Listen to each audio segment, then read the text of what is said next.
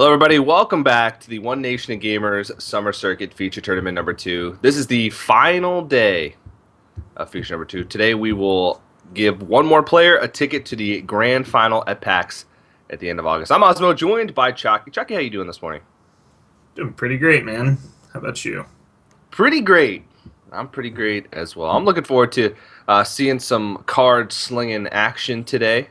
We got best of 7 today, so it's a little bit different of a format. Each player, when they submitted their deck list, they submitted a 4th deck list in case they made it to the semifinals. So you'll see that each player today has one extra deck added on to their lineup. So it makes it a little bit more interesting, as some players tend to practice just 3 decks for Conquest. I know Life Coach is one of those players who only ever has 3 decks in his lineup, but it forces them to actually add a 4th to their repertoire. And the way Conquest works is you have to win with all your decks, so you have to be good with it. How does the dynamic change when you go to best of 7, Chucky? Yeah, it's something you don't really necessarily prepare for. All of the opens kind of leading up to this were 3 deck. A lot of the other tournaments are 3 deck. So naturally, it kind of feels good to have a best of 7 instead of a best of 5. Just kind of eliminates a little more variance. But Mhm. at the same time, if you're not really comfortable with adding a 4th deck, and specifically if like you think your lineup's really good at targeting out like a few specific decks, it's hard to get a 4th deck that really goes along with that theme. So I think we'll see a lot of players just kind of bring a solid 4th deck. Yeah, and to go over the lineup that we'll see today, the first semifinal is going to be Pavel, who made it out of Group A in first seed, and then VX14, who sort of barely scraped by in Group B as the second seed. And then the second semifinal of the day that we'll be seeing immediately after is going to be Dog, of course, from Team Complexity. He made it out in the Made down no, in second second seed. place. Yeah. Second seed of Group A. And then Hoj, who actually went undefeated. He has not lost a game in the One Nation of Gamers feature number 2. So he'll be coming in as the first seed from that. So it's a pretty stacked day of games. And all these players have proven themselves. Dog is the only invited player that's still left in the tournament, but everybody else has got here through winning the qualifier or winning through points. So first matchup, Pavel versus VX14, or Pavel. We were saying his name wrong yesterday as he corrected us. Thank you, Pavel. I still don't know if we're really saying it correct, but that Who seems to be the way we're knows? supposed to. Yeah. Yeah. But yeah, it looks like Pavel added a Druid deck. I feel like he can't be too excited about that. I think he probably liked his 3 deck lineup better of just Hunter, Warlock, Warrior. Those are all very strong classes, probably regarded as the top 3. And VX14 added a Rogue deck to his Yep. lineup. The Rogue is a little bit interesting. It feels hit or miss for a lot of players. Hmm. I really like to watch the deck because I think it's one of the harder decks to play in Conquest format right now, because there's a lot of decks that it doesn't have too favorable matchup against. Like a lot of it is like super even, and if you make one mistake, you're pretty much out of it. I still think Patron Warrior is like the most difficult deck to play, but since it's so good, a lot of players practice it more than they practice Rogue, so they're better at it than they would be at Rogue. So I'm interested to see how VX14 is going to navigate around the Rogue today. Yeah, I mean, Rogue's one of those decks. Playing against it is probably, pretty simple. I mean, from the Hunter point of view, I think we saw Pavel even just keep that Eagle Horn, though.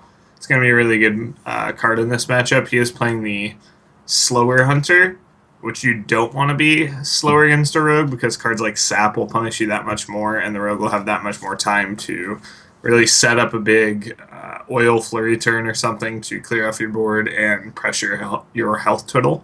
So, Hmm. Big thing here for the Rogue is you just want your like your saps to line up with like high mains. yeah. A lot of times you have to get to the points where you get into like turn 8, turn 9 before you can make like big like oil flurry plays where you can actually combo it and get efficient damage out of it. So you need ways to deal with like these really hard to remove mid game threats from Savannah High main. There are ways that you can remove it otherwise. I've been in a situation many times where I'm able to like Azure Drake, Eviscerate, Mhm. prep Fana Knives. which seems like a lot of cards, but by that stage you've already cycled through a lot of your deck. So, and they're all 2 ofs. Yeah, you do have to be a little concerned as the rogue here. Some of the major things are some of the hunter cards line up really well with what the rogue wants to do. Like Freezing Trap will do really well against Shredder, not so much against Violet Teacher, so that tends to be better. But then again, Unleash does really well against Violet Teacher, and the Eagle Horn Bow lines up extremely well into the 3/3s. So there are, some things going in the hunter's favor, and the other thing is when you sap Savannah Highmane, you're not actually dealing with it, so you do need something else besides that. Yeah, Sep does buy you a turn, which sometimes can be enough, but you're right. It's still gonna probably come out just the next turn, and then you're just in the same situation that you were. You just have one more card and one more mana.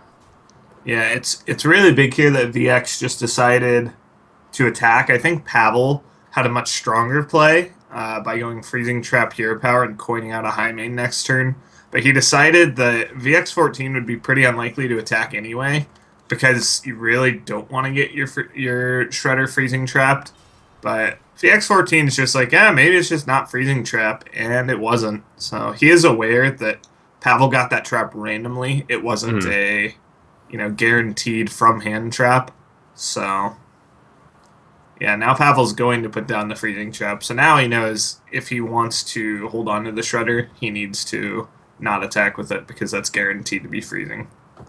Yeah, and this is just one of those situations that becomes super tough because VX14 just has all spells in his hand, and they're not the spells that you'd want at this stage. He does have Deadly Poison Blade Flurry, but it really doesn't help that much against Hunter because a lot of times you spend nearly your whole turn doing that, and you empty your whole hand doing that, and then they still just have a creature that they play the next turn. And it feels like you never get a creature to stick on this board. If you do, a lot of times it's because the hunter just had a really poor hand, and you probably win anyway. So it's just really tough. Yeah, he can clear this board with the Deadly Flurry, like you said, but you're not really developing anything. You don't even leave yourself... you leave yourself with a dagger, but you're really going to need to find some more damage somewhere this game. Looks like he's going to proc both traps with that Shredder, which is pretty interesting. I would definitely say this indicates he's going to Flurry this turn, or else he would have just gone face. So it looks like it's just going to be a 1 damage Flurry.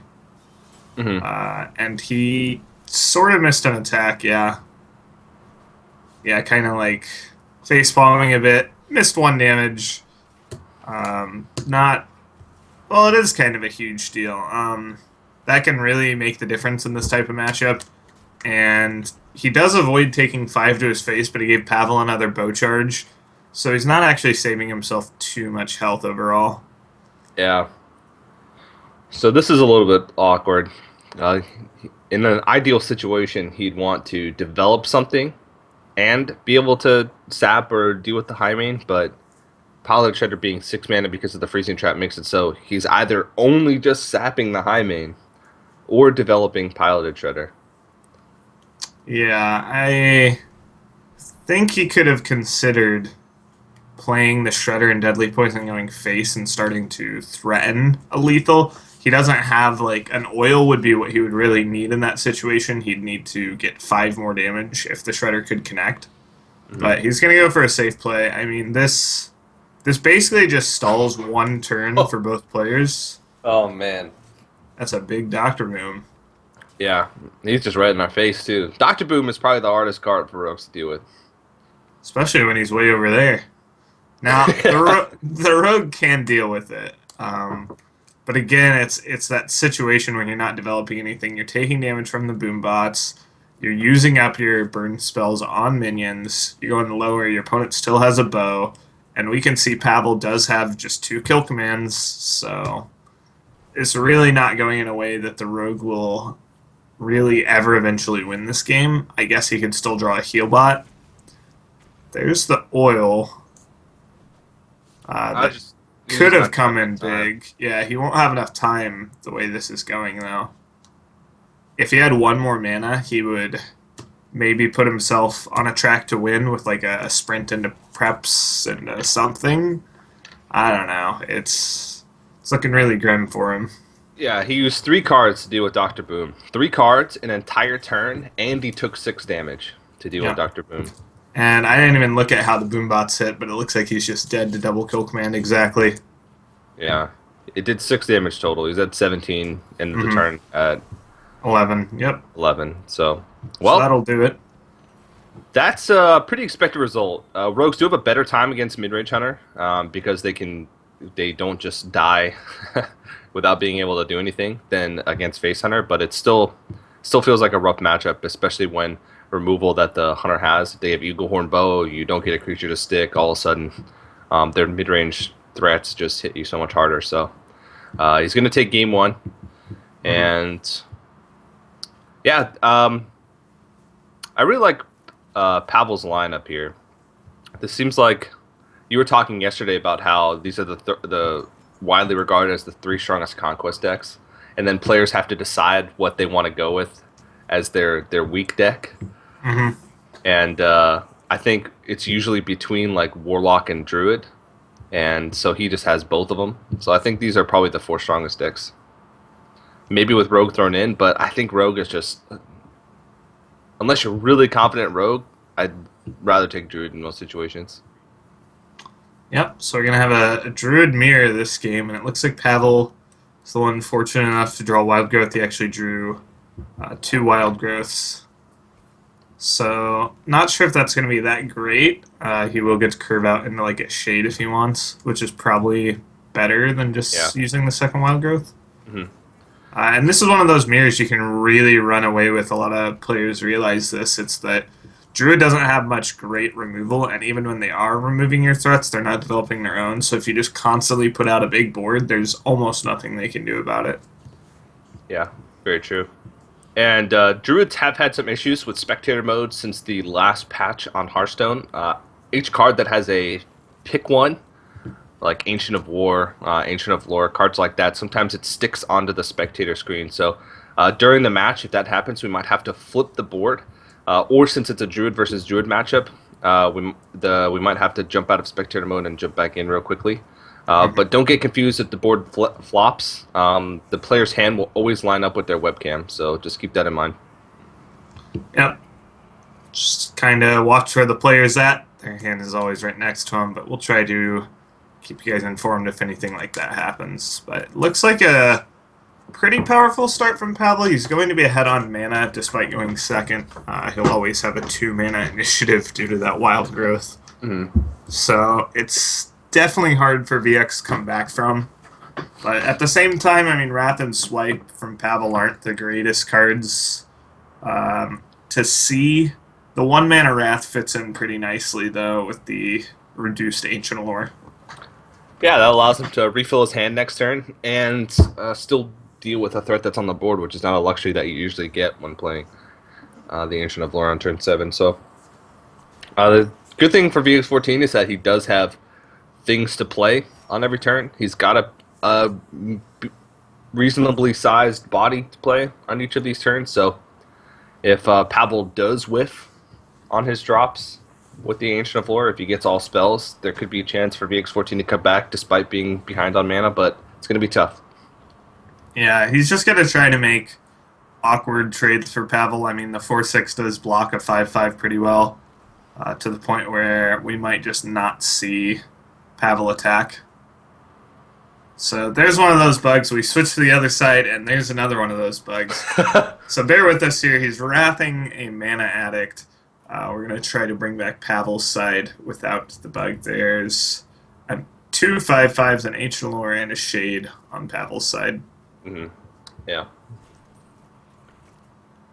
And sometimes the player that's behind, if they can do enough damage early on, sometimes they can just be the aggressor and go face if they draw in the combo. But we can tell that VX14 only has 1 piece. Pavel actually has 1 piece as well. So yeah, it's also interesting. Sylvanas, one of the few ways you actually can come back from a board position as a druid. There is no silence in Pavel's hands, so it's going to be interesting to see how he decides to go about this. He really needs to do something about it. It looks like he's going to trade and wrath whatever VX steals, hoping he steals the Ancient Lore. Yep.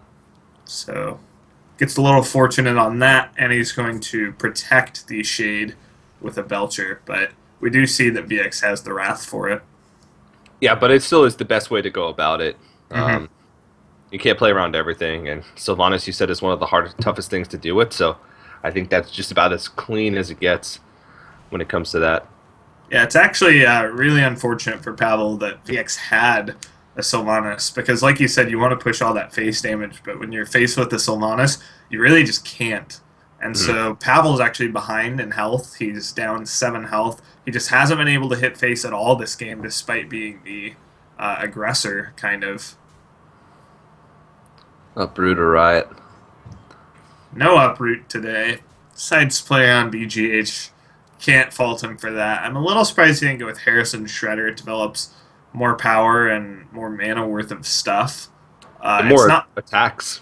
yeah, it's not like the Ancient of War really blocks anything. The Lotheb can still go into the 3/5. It's a little susceptible to the Keeper of the Grove, but I guess it is kind of preemptively protecting him from combo Mhm. going into these later turns. Yeah, definitely. I really do like having extra attacks on the board, not even just for Savage Roar, but just because um, it allows you more flexibility if you're ahead on board, I feel. Especially with swipe, because having a 5 attack and a 4 attack, and the swipe to give you that extra 1 damage along with maybe your hero power, you basically have the flexibility to kill anything. You can swipe and have the 1 extra damage hit like this Druidal Claw and Taunt, and then Harrison Jones trades into it fine. You can hero power off something else, and then the Shredder trades into the last thing. There's just a lot of stuff you can do with it.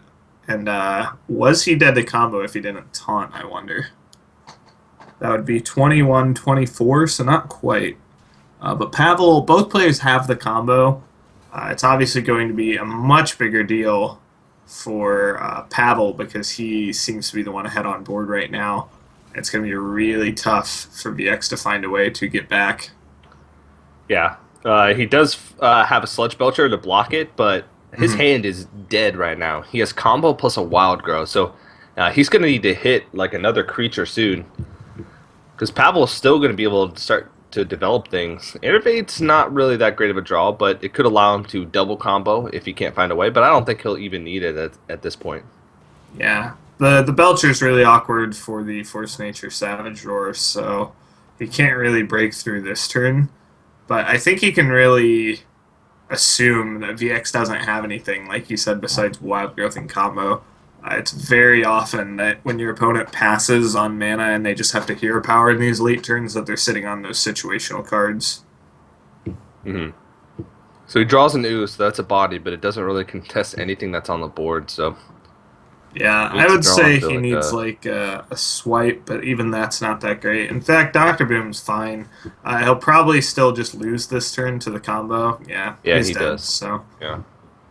yeah, but I feel like Doctor Boom, from his perspective, was a fine pickup. He does need something to get back on the board and set up a lethal of his own.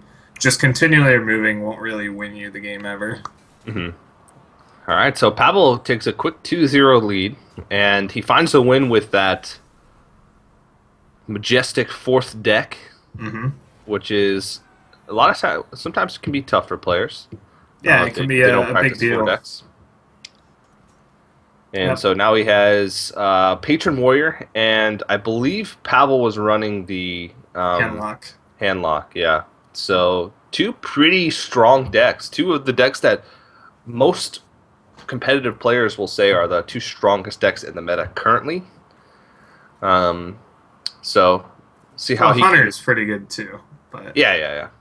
Well, yeah, I I'm mean, just going by the two tier lists, the power ranking lists that are available right now that take like sure. pro players' perspectives. The one thing is, if Pavel gets down to this handlock deck and VX still has the priest deck, we did see that matchup in Group A already, Hmm. and it just wasn't even close. I mean, handlock traditionally is known to crush priest, but it was just basically VX's priest deck doesn't have a chance because it doesn't actually have the Akanai combo. It doesn't have zombie chows to kind of piece together surprise burst. It doesn't have injured blade masters to get ahead on board early. It's so reactive, and even if you react to all the threats, we just saw Pavel play Lord Jaraxxus and take over the game from there. Basically, your win condition is you have to get him to 10, hope he doesn't have Healbot or Jiraxis, and then holy fire him 2 turns in a row. Yeah, it's just so ridiculous to think that that's like the only way you win. So I think that this is a really key match. I think if Pavel gets down to just that handlock deck and VX, I think VX needs to manage to find a priest win against this warrior deck. I think it's very unfavored against the handlock. So Yeah, and this matchup is going to be pretty tough for him already. And if he loses this, he's basically in a situation where he has to beat Handlock with every single one of his decks. yeah, it's All four. pretty doable with the druid and with the hunter, but rogue, it's pretty close to even. But the priest is really where he's going to struggle. hmm We actually haven't seen too much patron games over the last couple days. It's been a lot of Hunter. There was a player yesterday who didn't bring it, and most of the time Patron won the first game that it played. Hmm. Feels like we've seen a lot of Druid. Yeah, A the surprising amount of Druid. hunter has tended to be the most dominant deck in this tournament. Patron, I would say, closely follows it. Just off the top of my head, druid, like you said, lots of representation, but not that insanely strong from what we've seen. Yeah. So, This is a pretty good start for VX14, though. He's forcing inefficient use of removal slash combo pieces from Pavel. He's just having to try and deal with the board to stop lots of damage from coming in early, which is something that you have to do against Druid that you don't really have to do against other classes if you're playing Patron Warrior, because a lot of times you can just sort of smack things with your weapon and then stabilize later. But with Druid, you don't have that luxury because they'll always threaten combo as the game goes on. So that's one of the strengths that Druid has in this matchup, is that a lot of times if you have creatures on the board early, you can force out cards like Inner Rage or Whirlwind to be used defensively as opposed to being used for the combo in the mid game or later on in the game. yeah, I mean, Pavel's really far behind right now. He had to battle rage for one twice. These Grim Patrons are sitting dead in his hand. And like you said, he had to pop off that inner rage. One of the things that VX14 actually kept both shades. Not only is that just a generally good card, but it's specifically really nice against Patron Warrior, because not only does it just build up a threat that can't be answered by those weapons early on, but it threatens the Grim Patrons later. If Pavel were to go for a Patron Inner Rage Whirlwind turn this game, it would be easily answered by Force of Nature and the two shades killing off the fresh patrons. So there really Yeah. wasn't much Pavel could have done with the way that these draws kind of panned out. VX14 got essentially everything you'd want besides Harrison. Um, He's actually dead. Because yeah. he can just force the nature spawn 2 treants, and that's exactly 22 damage. Or, well, it's 23 damage now that the shade is buffed. So, well, that was a quick game. Yep. So pretty expected with the way the draws kind of went. Um, Not much Pavel could have done. Yeah. All That right. is Well, kind of why you play Druid. So yeah. So VX14 finds a win. So his best bet is probably to throw out the priest next. it doesn't really matter what order you throw it in. It's basically a 50-50 no matter how you look at it. That's true. Um, so, yeah, he just has to kind of get lucky on a coin flip at one of these points. Again, he really can't afford to let that patron sneak through a win without his priest getting a win first. Yeah. Then, of course, the mind games come in of if you think your opponent's desperate to get a win, they might be likely to lead it out. So Pavel might start throwing out this handlock deck. Who knows? Looks like it's going to be handlock versus rogue. So for VX, this is kind of now. It's not a terrible matchup to lose. I mean, you always feel bad about losing, but it wouldn't really seal the series up. Whereas I think losing to that patron deck without getting a priest win first would seal the series. Yeah. So the keys in this matchup for the rogue is basically just to have a way to deal with the first threat. Yeah, and you really That's don't what it want comes that down way. You really don't want that way to be sap. It's Yeah. basically the high main problem, but epitomized even more. If all you do is sap that first threat, which is coming out as early as turn 4, they'll just replay it, and then you're lacking a sap to push through late game. So there's a lot of issues with just doing that now. I wouldn't be surprised to see a prep sprint this turn. Go up to 9 cards, have a lot of tools to deal with whatever comes out. He has the backstab. He has one sap. Maybe if he draws another, he's willing to throw out the first a little more liberally.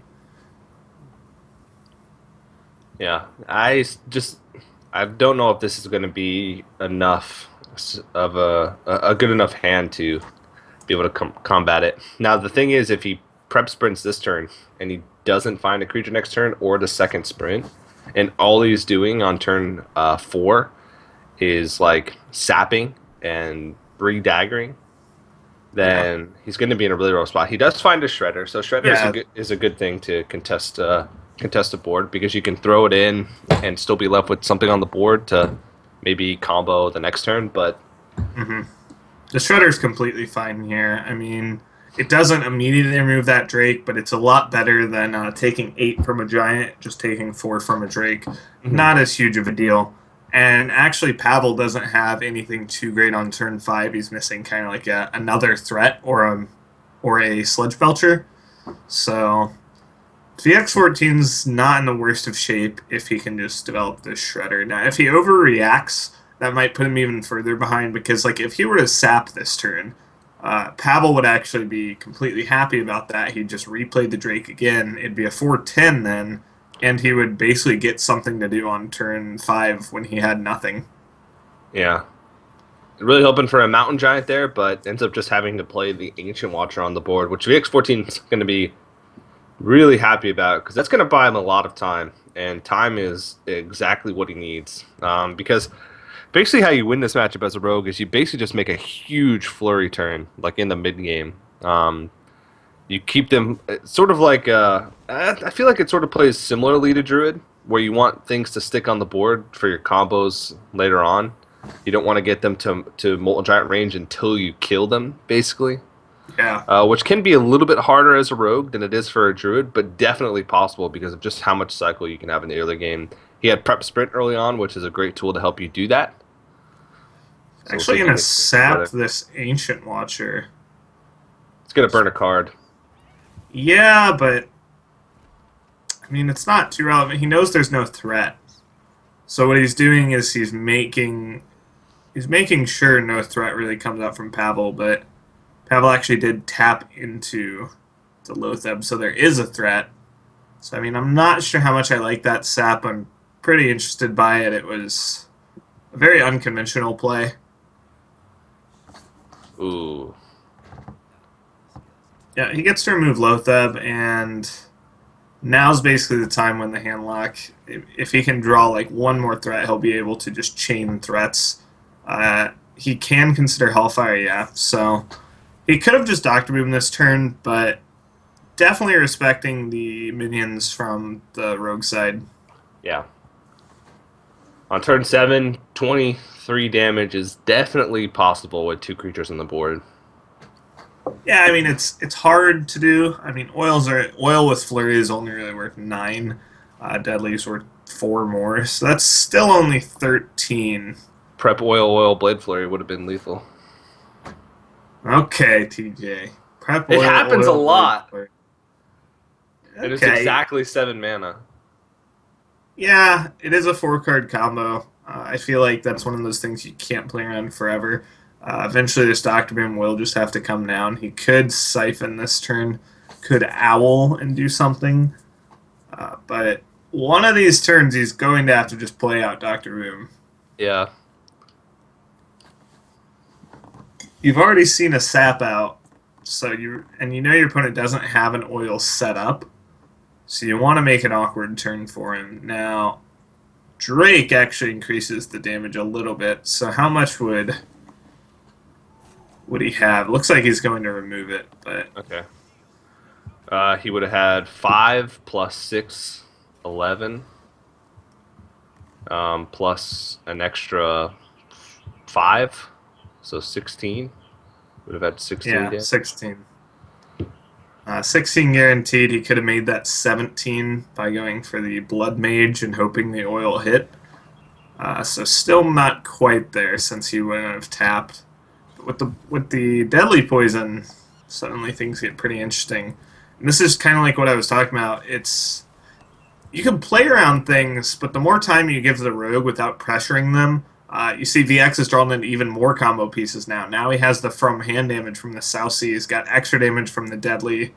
Now it feels like you have to taunt up every turn, but you really just want to double giant one of these turns. Yeah, and VX14, this turn is going to be huge because he's going to be able to play like Lothep Shredder on an empty board. The one thing is he wants to dagger up, so he might consider just playing like Lotheb. Yeah, you can. You can set up for lethal next turn. You really want to dagger up. Yeah. Well, actually, you don't need to dagger up because you can fit South Sea, dagger, deadly, oil, flurry, but then you can't fit in the sap.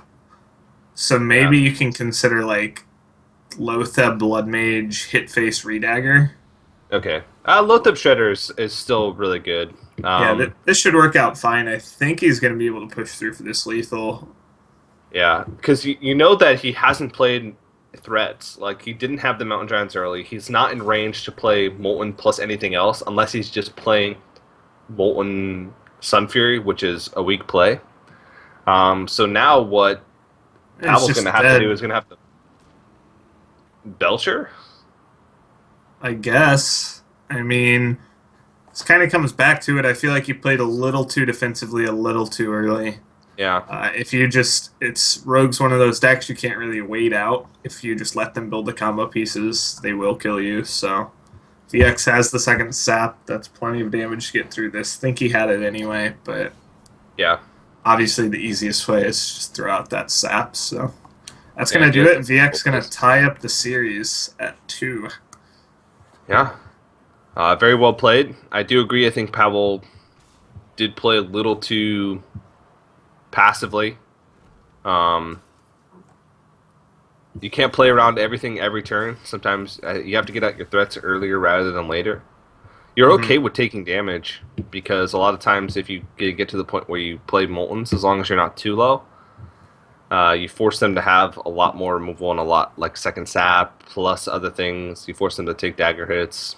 If you put more pressure on early on, you force them to get low health. They have to think twice before they smack into a big giant. So just tie it up. So Priest and Hunter left for VX14, and still Patron Warrior and Handlock left for Pavel. Okay, so VX got the matchup he wanted. He got the Priest into the Warrior, which isn't actually that bad. Now, the Priest does have a little bit of trouble pressuring, so the Warrior does have a lot of time to build up their perfect combo, and Emperor is going to be one of those cards that really helps that if Pavel can draw into the right pieces early on. But the Priest, if it can get a little bit of pressure, it does have all the board clears it needs. VX has 2 Holy Fires, so he'll have no trouble staying at 30 health. If he has any weapon removal, and he can get rid of both Despites somehow, that's really key. Reduces the burst damage Pavel can do from hand sizably. So it is possible for the Warrior to win this matchup by just doing 30 damage in a single turn. Yep, that's basically, of the 2 win conditions of Patron, making Patrons or going for a big combo turn with the Charge Frothings. Charge Frothings is the more guaranteed way to win this matchup. You really don't want to give your opponent the opportunity to use things like Shadow Madness and Light Bomb, and even Shadow Word Pain. So you really just want to save everything up. Emperor to reduce them all, charge them all out, and kill your opponent. And we're going to see a lot of pass turns here, which favors the Warrior quite a bit. I mean, there's really not much going. I'd like to see him just, sit on 1 here. Play around Shadow Madness. You also really kind of want to save that Dread Corsair just for the combo turn. It adds another 3 damage, and it adds another target to be whirlwinded, which can be, up to 6 more damage if you have both the Frothings. For free, also, with the Despot equipped, so. Yep, yeah, completely and free. You really need to be patient with the Emperor Thorsan here is a big thing, because... guess not. Yeah, this is gonna get punished a bit. I mean, he didn't reduce Grim Patron's the only card he reduced, but since he didn't reduce the War Song or the Frothing, the only thing he can really, yeah, he can't really combo that in with anything. So I feel like this was really, like you said, greedy. Gets punished by Holy Fire, gets punished by Shadow Word Death, which VX didn't have, but there's a second Death Bite. Now, Pavel has to be really careful about how he uses these Death Bites. You really want to value the second one. But the first one, I guess he's just going to use for Battle Rage. This works out fine. I feel like if he just waited on this, waited to draw these next few cards, he's going to draw 5 here. Then he'd be able to get a much better Emperor. He's gonna draw. Well, no, you can't even use the second battle rage because he'll overdraw. Yeah, you definitely hold on to that. Overdrawing is pretty key in this matchup. Usually it's not a huge thing, but Patron Warrior is one of those few decks where it's realistic to just go through your entire deck. Yeah. There's a chance that you just can go aggressive against priests and just beat them out if their removal doesn't line up, if you can go aggressive early enough. But it's very rare, especially with how reactive VX14's deck is. He's got we've talked about it over the course of the weekend so many times. Double Shadow Madness, double Holy Fire, double Light Bomb. Like he's got so much removal, it's ridiculous. And he even runs double Shadow Word Pain as well. So Yeah. it's just it's going to be hard. I mean even though he's been pretty liberal with how he plays all of his stuff, like his Emperor Thorson not really hitting many good combo pieces, he's still drawing through his deck, and you can still do big combos with 10 mana, even if nothing important is reduced. Yeah, if you can get the War Song Frothing with a Whirlwind with the Deathbite Whirlwind, that is generally still enough. Given that there are enough targets on the board now, he did throw out both of those pirates, and he doesn't really have anything else that's really that great reduced, so it could be pretty hard. He is getting a lot of chip damage in now, which isn't as relevant against Priest because they have the healing hero power, but if you can get enough and pressure enough, it can be relevant that you kind of kill your opponent super fast. Yeah. So he's starting to rack up some damage pieces. Oh yeah, and Pavel also runs Grom, so he could realistically just use Grom first, and then use his force it to be removed, and then use combo the next turn. Like you're guaranteeing damage. Yeah, And it looks getting it like out he's before just mind control. going for it. So a very different style from Pavel. This, like you said, does play around mind control. It's 1 turn early. So that could be probably just game. I mean, VX14, this is just going to get executed. He will heal up the Grom to remove the Enrage. Pretty clever. It could be pretty tough to enrage that again. There is a Taskmaster, but he probably needs that for the execute. He could go Despite, Fiery War Axe, execute, Taskmaster. Would that do it? That would do it, I think. So if this isn't lethal, it would be a slight misplay. But I would think this is just lethal. He went for this so fast. Yeah.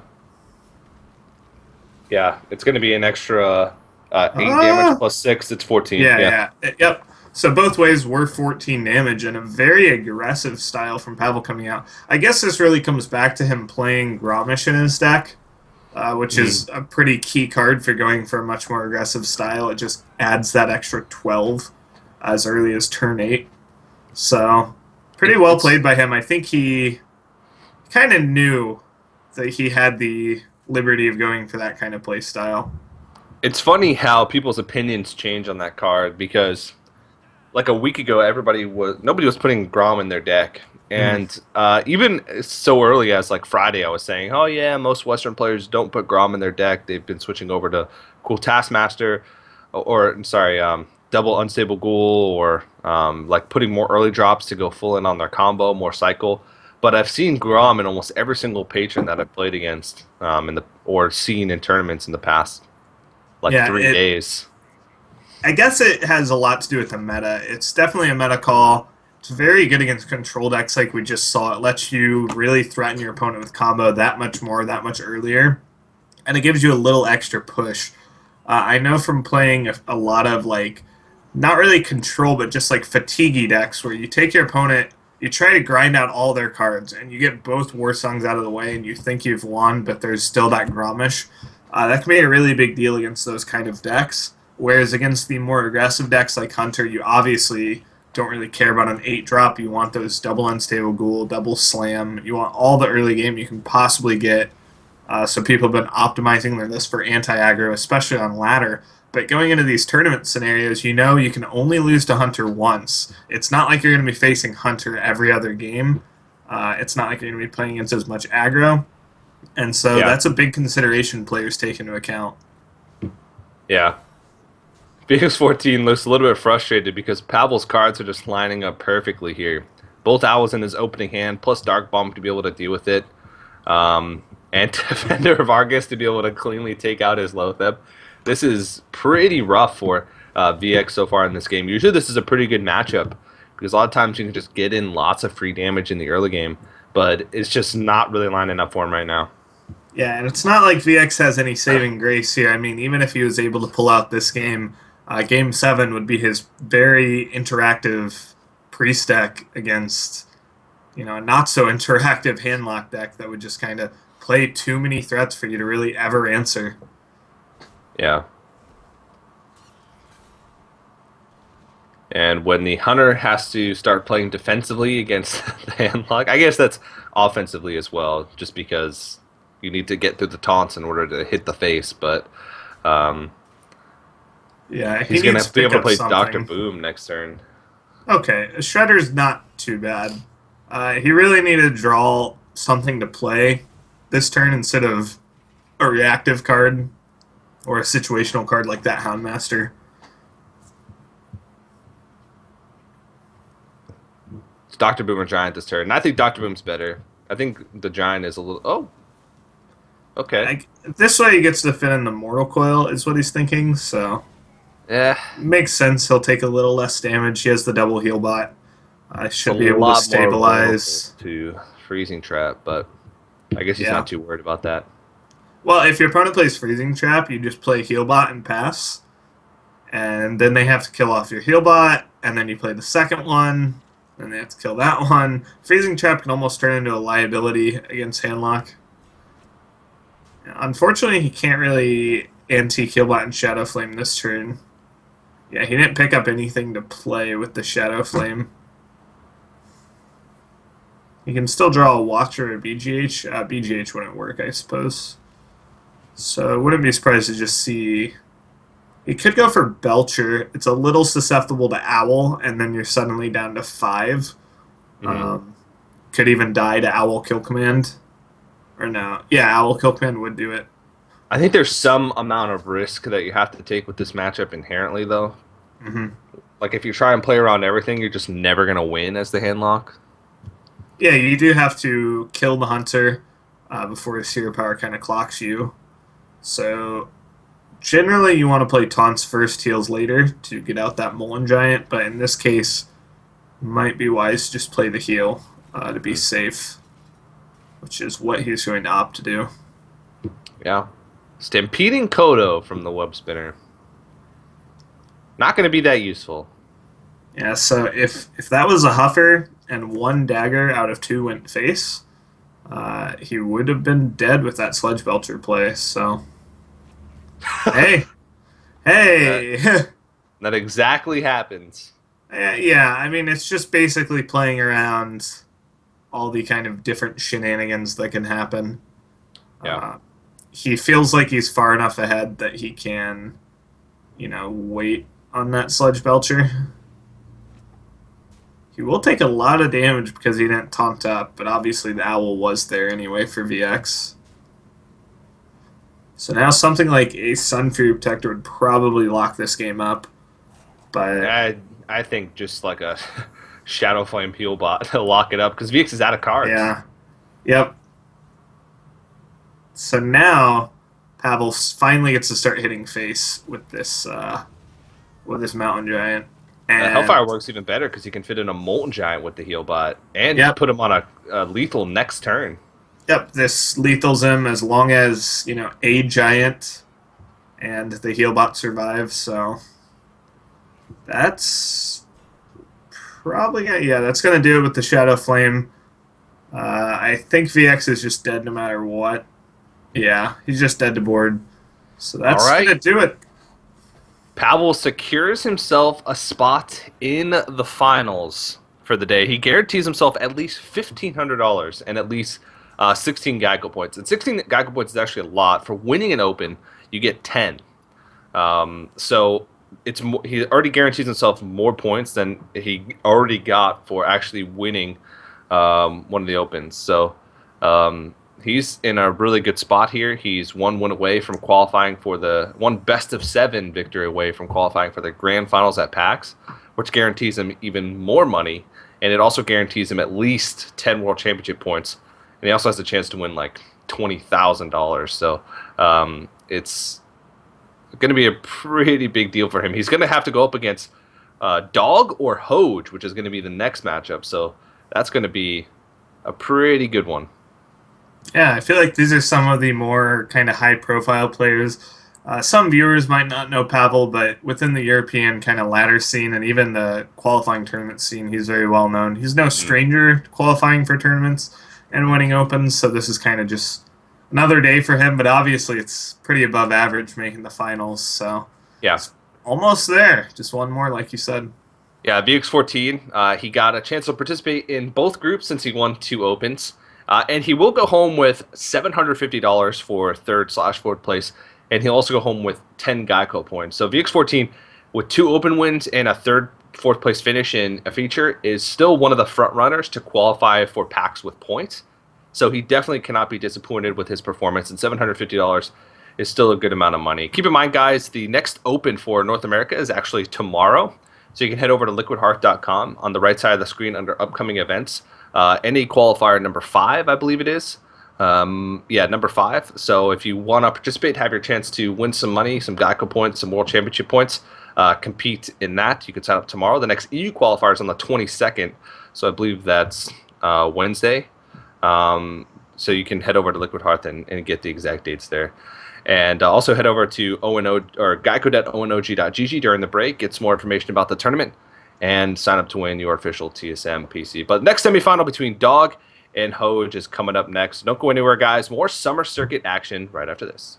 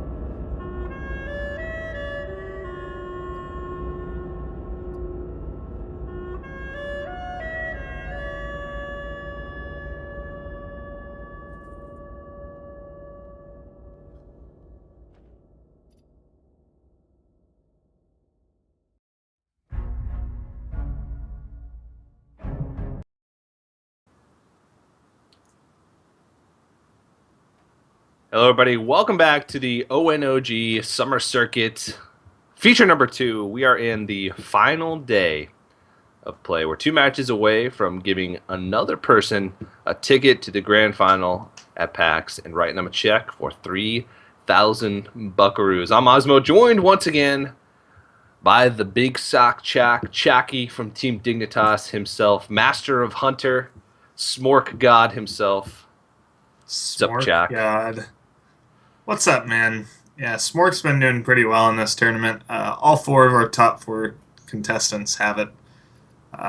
They had it in their original lineups. Looks like Hoj added Mage, Dog added Druid, if I recall correctly. So, Yeah, it seems right. And Hoj, he actually has not lost a single game so far in the feature tournament number 2. He came out first in his group yesterday and 3-0'd both of his opponents. Very quick matchups, and his decks just seemed like they were on fire. He's added Mage today, so we'll see what kind of Mage it actually is.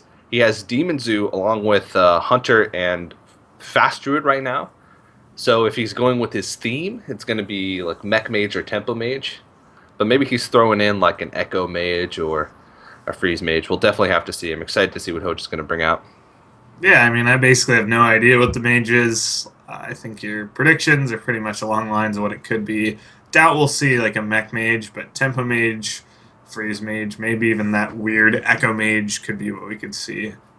Hey, people, I think, underestimate Mech Mage a little bit. Sure.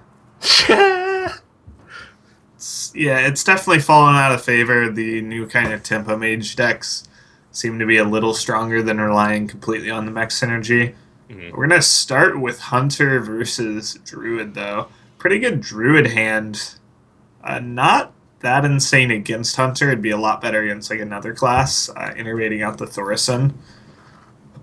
I'm not sure if he'll still go for that and then just kind of taunt and swipe to stabilize. But Yeah. I mean, once you stabilize, I like this matchup a lot better for Druid as opposed to like a mid-range Hunter because once you stabilize against a aggressive Hunter, it's pretty easy for you to just keep stabilizing every turn while also developing threats. yeah, Whereas against mid-range Hunter, you stabilize early on, and then all of a sudden a high main is dropped, and you have no way to deal with it because you use like your keepers and your spells earlier on in the game. So he does have a decent hand to keep himself in the game and then be able to push through. So Hoj is not in too bad of a spot. yeah, he's definitely with the cost reductions. He'll have a lot more flexibility going forward. He's at a decent health total. Dog did have a pretty aggressive start, but he did have to trade 5 damage into the Emperor. Mm-hmm. The Owl will line up pretty nicely with an Ancient of War if it gets to that. The Keeper is kind of awkward this turn, so yeah, he's just going to go with the Taunt over the Sylvanas. Decides he really needs to stabilize ASAP. If this gets Owl, he's going to be pretty happy because his Ancient of War is most likely going to stick. Mm-hmm. Next turn, he'll be able to like Keeper Swipe to be able to clean the board, and then the following turn be able to just plop down an Ancient of War, and that's going to be nearly impossible for Dog to get through if he uses the Owl on this turn. Well, if Dog went for the Owl and things panned out as you expect, which I would think they would, you could deny the trap from the Scientist, but he would be getting really low. Dog could push 7 this turn, take him to 12, and then Bow Hero Power the next turn, take him to 7. The taunt would come down, but then at that point, I think Hoj would still need to draw some heals. But Mm-hmm. I like this a little more from Dog. It's weak to Harrison, but it's stronger against just more taunts, which is your opponent's more likely to have. He realizes that Druid of the Claw is probably the easiest taunt to deal with, whereas the Belcher and War, basically, you need the silence for. And if Hoj was paying attention yesterday, he knows that Dog has Explosive and Snake as his traps of choice for this Hunter deck. I'm pretty sure Dog actually ran 3 traps, double Explosive and a Snake. if I remember I correctly. believe so. We were surprised by the second explosive in one of the matches, I think. Yeah, So he's going to proc the snake and get the swipe off. Now, Dog was thinking that, with explosive and snake, it's basically foolproof. Your opponent can't make a play that's good against both. They do opposite effects. So, but I yeah, mean, this way, Ho's just pushing a lot of damage. The explosive still contests that 4-1, but he can just sit behind it as a taunt for now. And Juggler doesn't really do anything. yeah. I think damage is the key. Hoj is actually winning on the health war, Yep. which is And crazy. with Savage Roar, I mean, he can take Dog down to 13, make a 5-10 taunt, and then he puts 7 on the board plus the Savage Yeah, Roar. That's 13. So just uproot. just uproot. No, I think you can. think you can do the other one, whatever it's called. Downroot? Is that what it? Yeah, I'm like thinking. I'm like, what is it called? Like Well, look, I actually don't even know. down route. That'd be pretty funny if that's what it was. I really don't think it is. I'm trying to think, but um, uproot's actually a thing. What is it? Yeah, Oh, we it didn't get doesn't. to It see this doesn't one. say on the Okay, card. Yeah. I'm looking it up. Here goes the googling skills but I mean, Dog's not dead, but it's pretty rough. Oh, is he dead now? Rooted, just rooted. Yeah, he's dead now, I think. Rooted. Okay. That's what Down it's- root sounds pretty silly, so. Yeah, yeah. So yeah, I feel like Dog kind of bit on the owl one turn too early, one turn too late, kind of as well. Because once you commit to not owling that 4-2, things didn't go his way with the swipe on the sneak trap. But Yep. Hoja's Druid deck with the Ancient War coming in big. He did have a nice draw against Dog's Aggro Hunter, but Yep. it's And the it seems seventh like win in a row. yeah, he's on fire so far. It doesn't even seem well. I guess he did have a pretty decent hand there, but yesterday it didn't even seem like he was getting like the nuts draw. Yeah. He was getting decent draws, but it just seemed like I don't know. He was just winning. Yeah, well, you do kind of have to look at how lineups kind of match up into each other, and that is, of course, a player decision. You choose what decks you bring, so if your decks line up well, it's not just blind luck. You had some say in that, and it's good on you for bringing the right decks. We'll have to see how Hoja's decks line up into Dogs. They were in different groups. That's how these semifinals work. Mhm. And if Dog won, he would meet Pavel, and they've already played. But if Hoj won, he would meet Pavel, who was in the other group. So Hoj Yeah. has a complete new set of opponents. So we'll have to see if his good fortune continues. Hmm.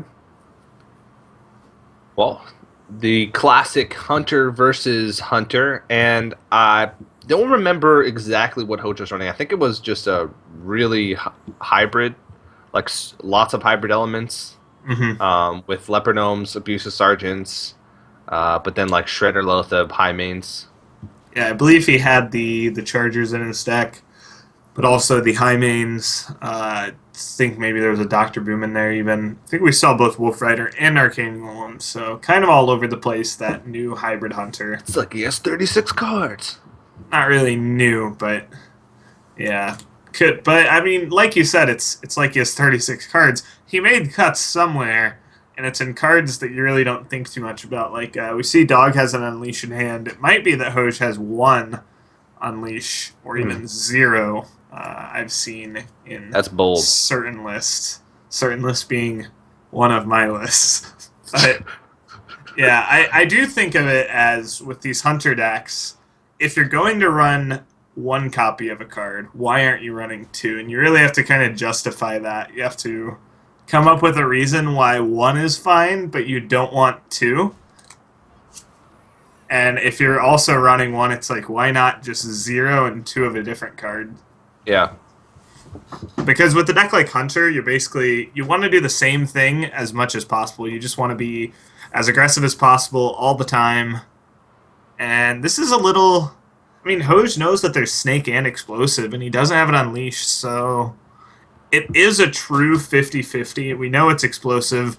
I feel like it's better to play on Explosive, especially if you know it's two Explosive, one Snake, but it's still risky. He could have just lost to the Snake Trap there. Yeah, it's just so tough to deal with because it's an extra 3 damage every turn. It's also damage that can be distributed, which a lot of times is what you need against hunters because they have Yeah. lots. If they have lots of small threats, then if you're only killing like one of them a turn, that damage is going to face and really makes trading a lot easier. So he does guess correctly or play around the one that's the most impactful, like you said.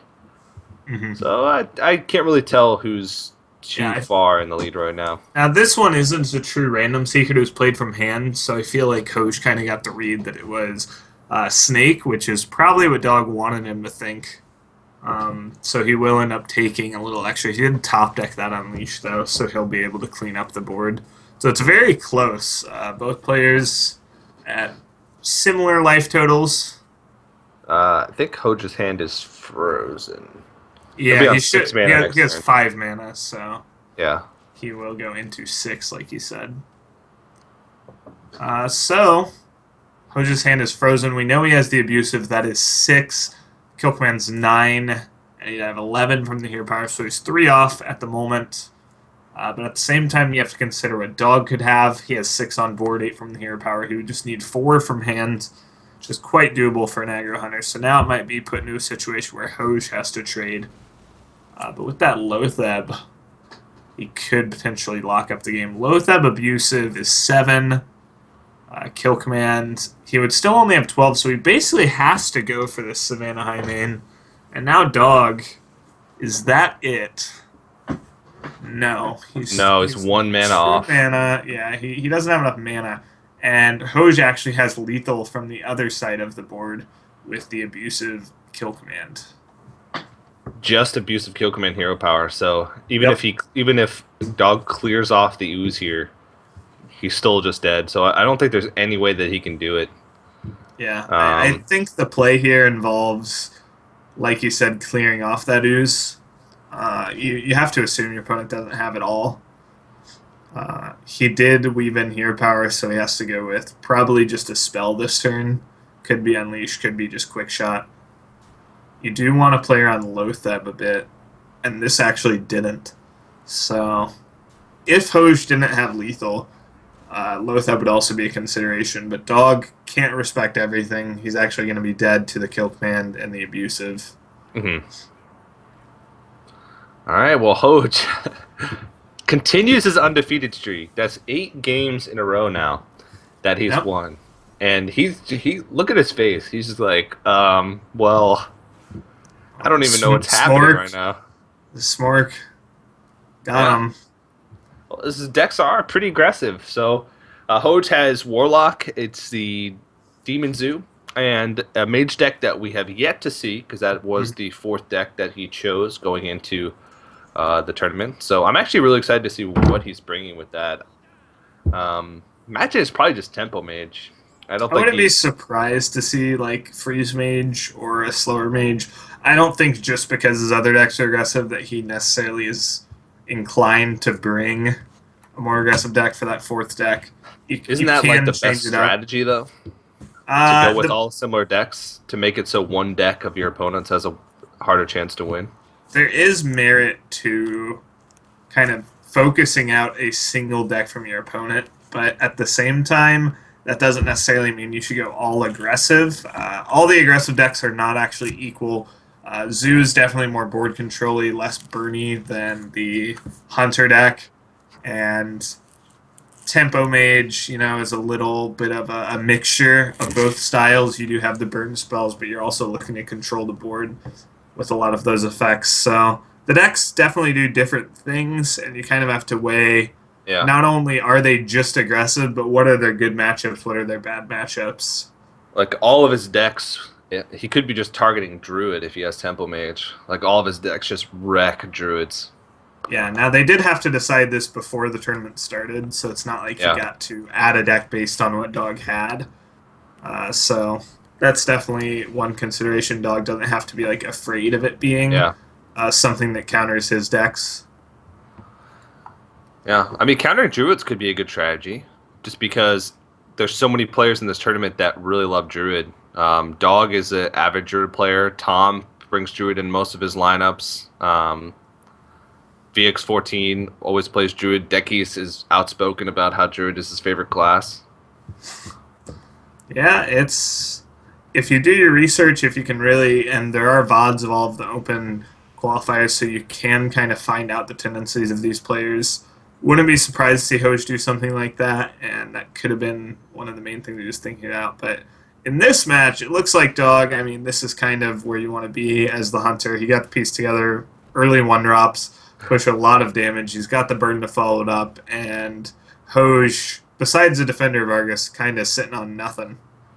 Hoj is finally getting hosed. Yeah, this will be his first loss of the tournament, so it's bound to happen eventually. And there it is. Owl off the top is lethal with the quick shot. Turn 5. Turn 5 lethal? Yep. Yeah. All right. Well, first loss, 8-1 total game score for Hoj now, and I still is sitting in a pretty good spot though. And that Hunter deck is, especially in a best of 7, is bound to find a win somewhere. We've talked about how Hunter has been by far the most successful deck so far. It hasn't lost many matches to things besides other Hunters. Maybe even like just one loss. And that was the first game that we saw in this matchup was the Druid. I don't think it's really lost any other non-Hunter matchups so far. We did see VX lose to Handlock with his Hunter. Oh yeah, that's true. That is also correct. So, but still, even with 2 losses, still a really successful deck so far. And now we're going to move into Rogue versus the Demon Zoo. Yeah, both of these players have really been favoring sticking with the deck. I guess we can't really say that about Hoj since he's only lost once. Yeah. But it seems like every time Dog loses, he's stuck. He's stuck with that Hunter deck twice in a row. Hoj sticking with the Warlock deck after losing to it. The only thing he could swap to is Mage, so not that much strategy within that. I know a lot of players actually just favor kind of using like a random number generator or rolling a die or something to pick what they play. Mm-hmm. In the end, at the end of the day, it really doesn't matter too much as long as you don't have a pattern that your opponents can't. Yep, you can get unlucky Recognize. on any given day with matchups. You can get lucky on any given day with matchups. You know, it just That's can go cards either there for way. you. Yep. So I mean, Dog can't be too disappointed about this matchup, but neither can Hoj. I mean, given the matchups Hoj could have gotten, it's really not that terrible. I think it's really interesting how some of the Rogue players play this. They say it's very like it really depends on your hand. You have to find a way to eventually take over this board position. And like here, Dog decided not to play Violet Teacher, and I feel like that kind of is a nod to Implosion, which Hoj has. When you don't play a minion, you basically make Implosion not relevant, and so Hoj has to make weaker plays. I think giving him easy power roaming targets is not something that he wants to do either. Yeah, you He could really have just do power want roamed to. the Haunted Creeper into the Violet Teacher and gotten ridiculous amounts of value out of it. Yeah, you really do want to remove as much of the board as you can before you go for a big minion turn. He's going to hold on to the Flurry, though, obviously, with his 4 damage dagger until it's a little better. The Void Caller will actually get Mal'Ganis, though, this match, and Dog doesn't have a Sap, which is one of the few counters Rogue really has to that card. Yeah. A while ago, Rogues were pretty in BGH, but that was when handlocks were basically all over the ladder, and that just isn't happening right now. And it's not happening in competitive play. There are a lot of people that are bringing handlock, but not as many as there were back then. His stuff is lining up pretty well. He hasn't taken too much damage.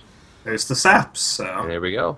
He's going to get a nice flurry one of these turns, and he's going to get to sap the Mal'Ganis that comes out.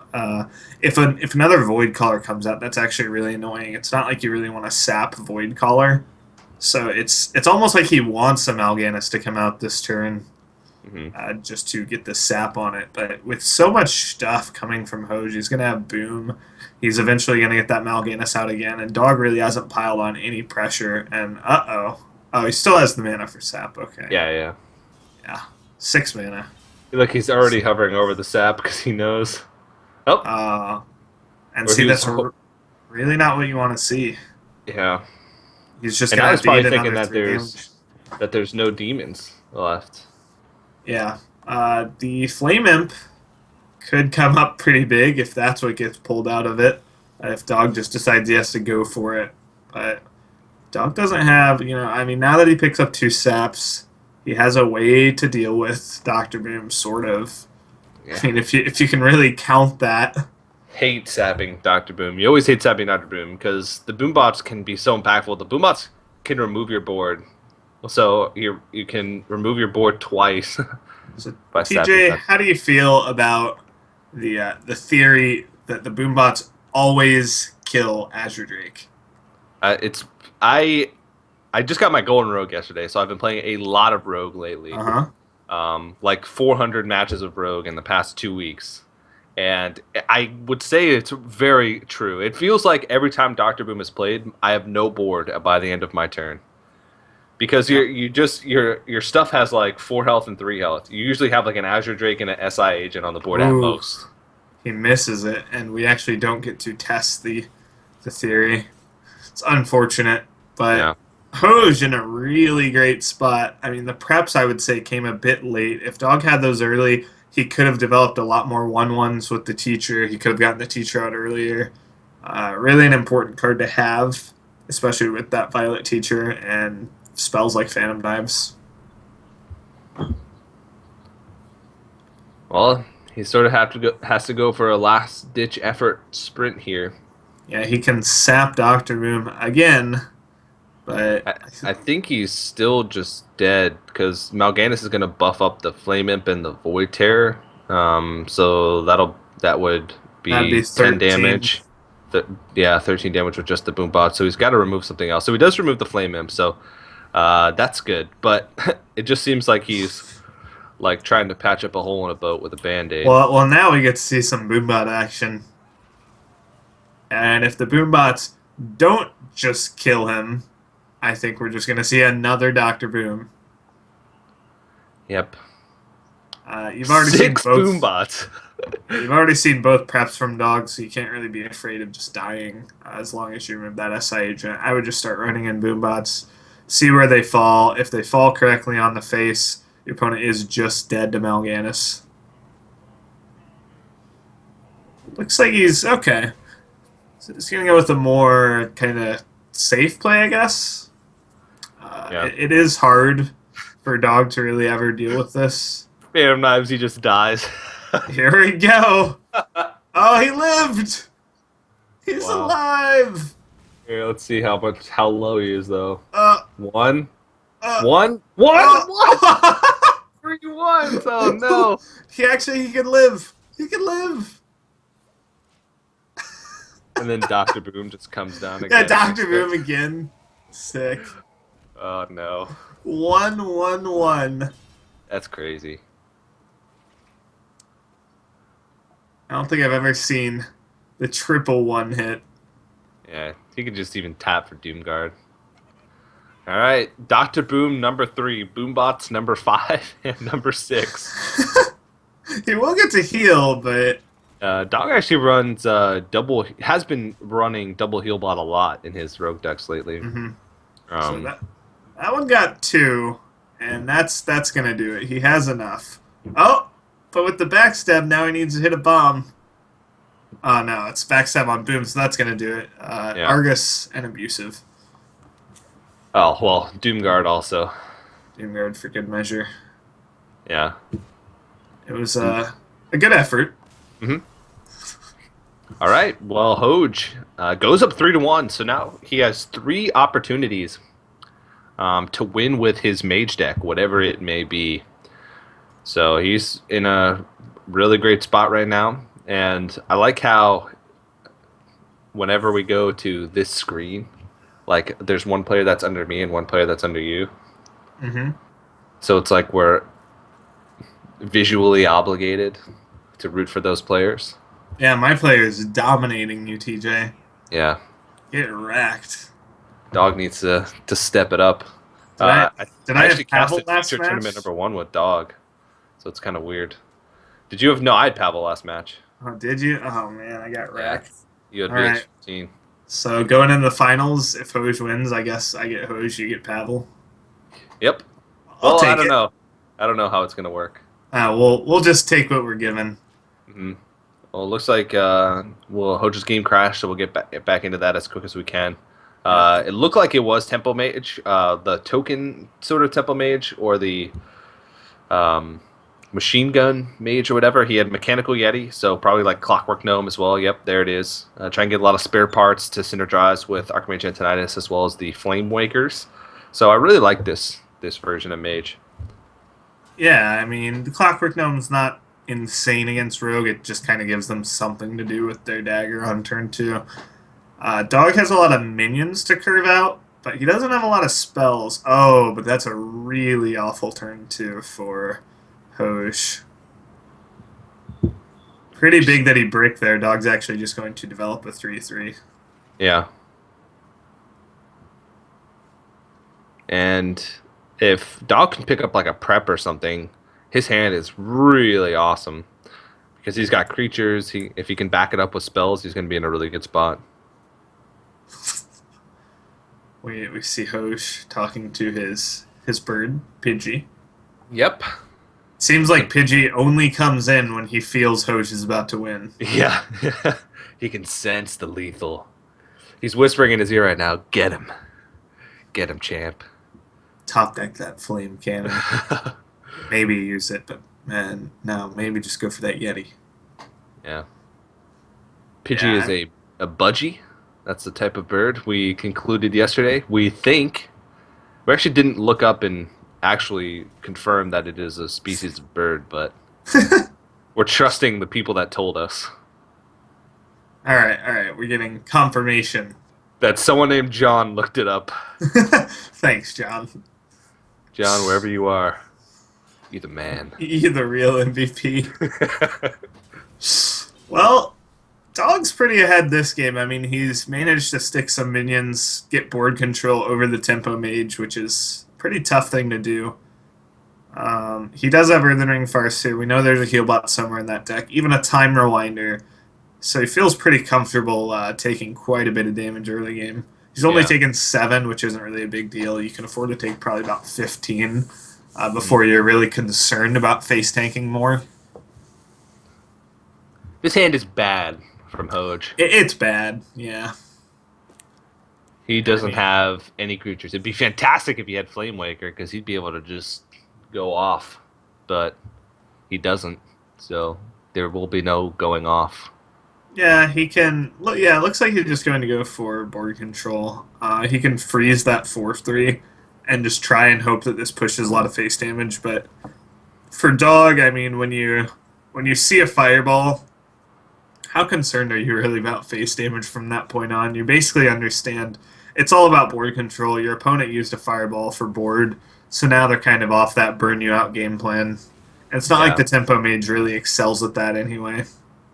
Yeah, Finicky Cloakfield is actually really good for this matchup because if you get him low enough, you could like play a Azure Drake or something and just Finicky Cloakfield it, set up for an Oil Blade Flurry the following turn. The only thing that blocks it is like Mirror Image, which can be used really strategically in this matchup.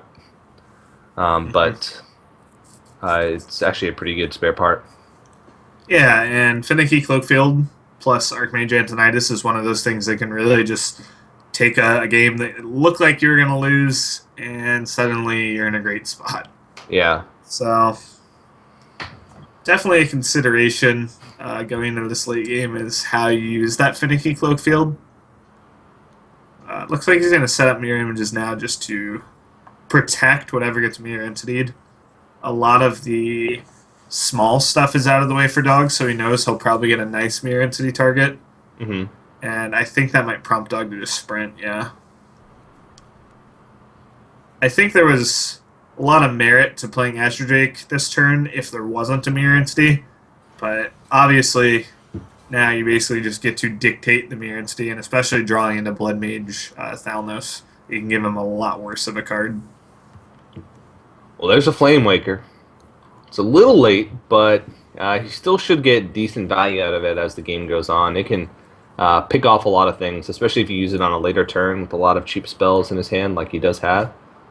But he's already just so far behind. I'm not sure if he's even going to be able to come back in this game quick enough to be able to make work with that. Yeah, he's just really far behind in terms of board.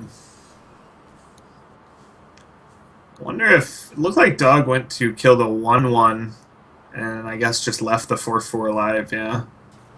So again, really disrespects the fact that his opponent could have burn. I mean, the maximum Hosh could have would be Fireball, Frostbolt, Frostbolt. That would be 15. So with the spell power, he'd be getting really close. But that is a 3-card combo. You've already seen a Fireball. You're not willing to play around that, and Dog recognizes that and just pushes face damage. Yeah, he knows that two of the cards in the hand are spare parts as well, so that reduces the chance that the burn is there. Yeah. So we're going to see the Flame Waker turn come out. And I think he's going to get to stealth up this Mana Worm, but it could still just die to a Flurry, potentially. Yeah. Which I think we're almost guaranteed to see next turn. Yep. I'll have to see where these missiles go. Ooh, perfect. Yeah, now he gets to get down the Finicky Cloak Field without needing to ping.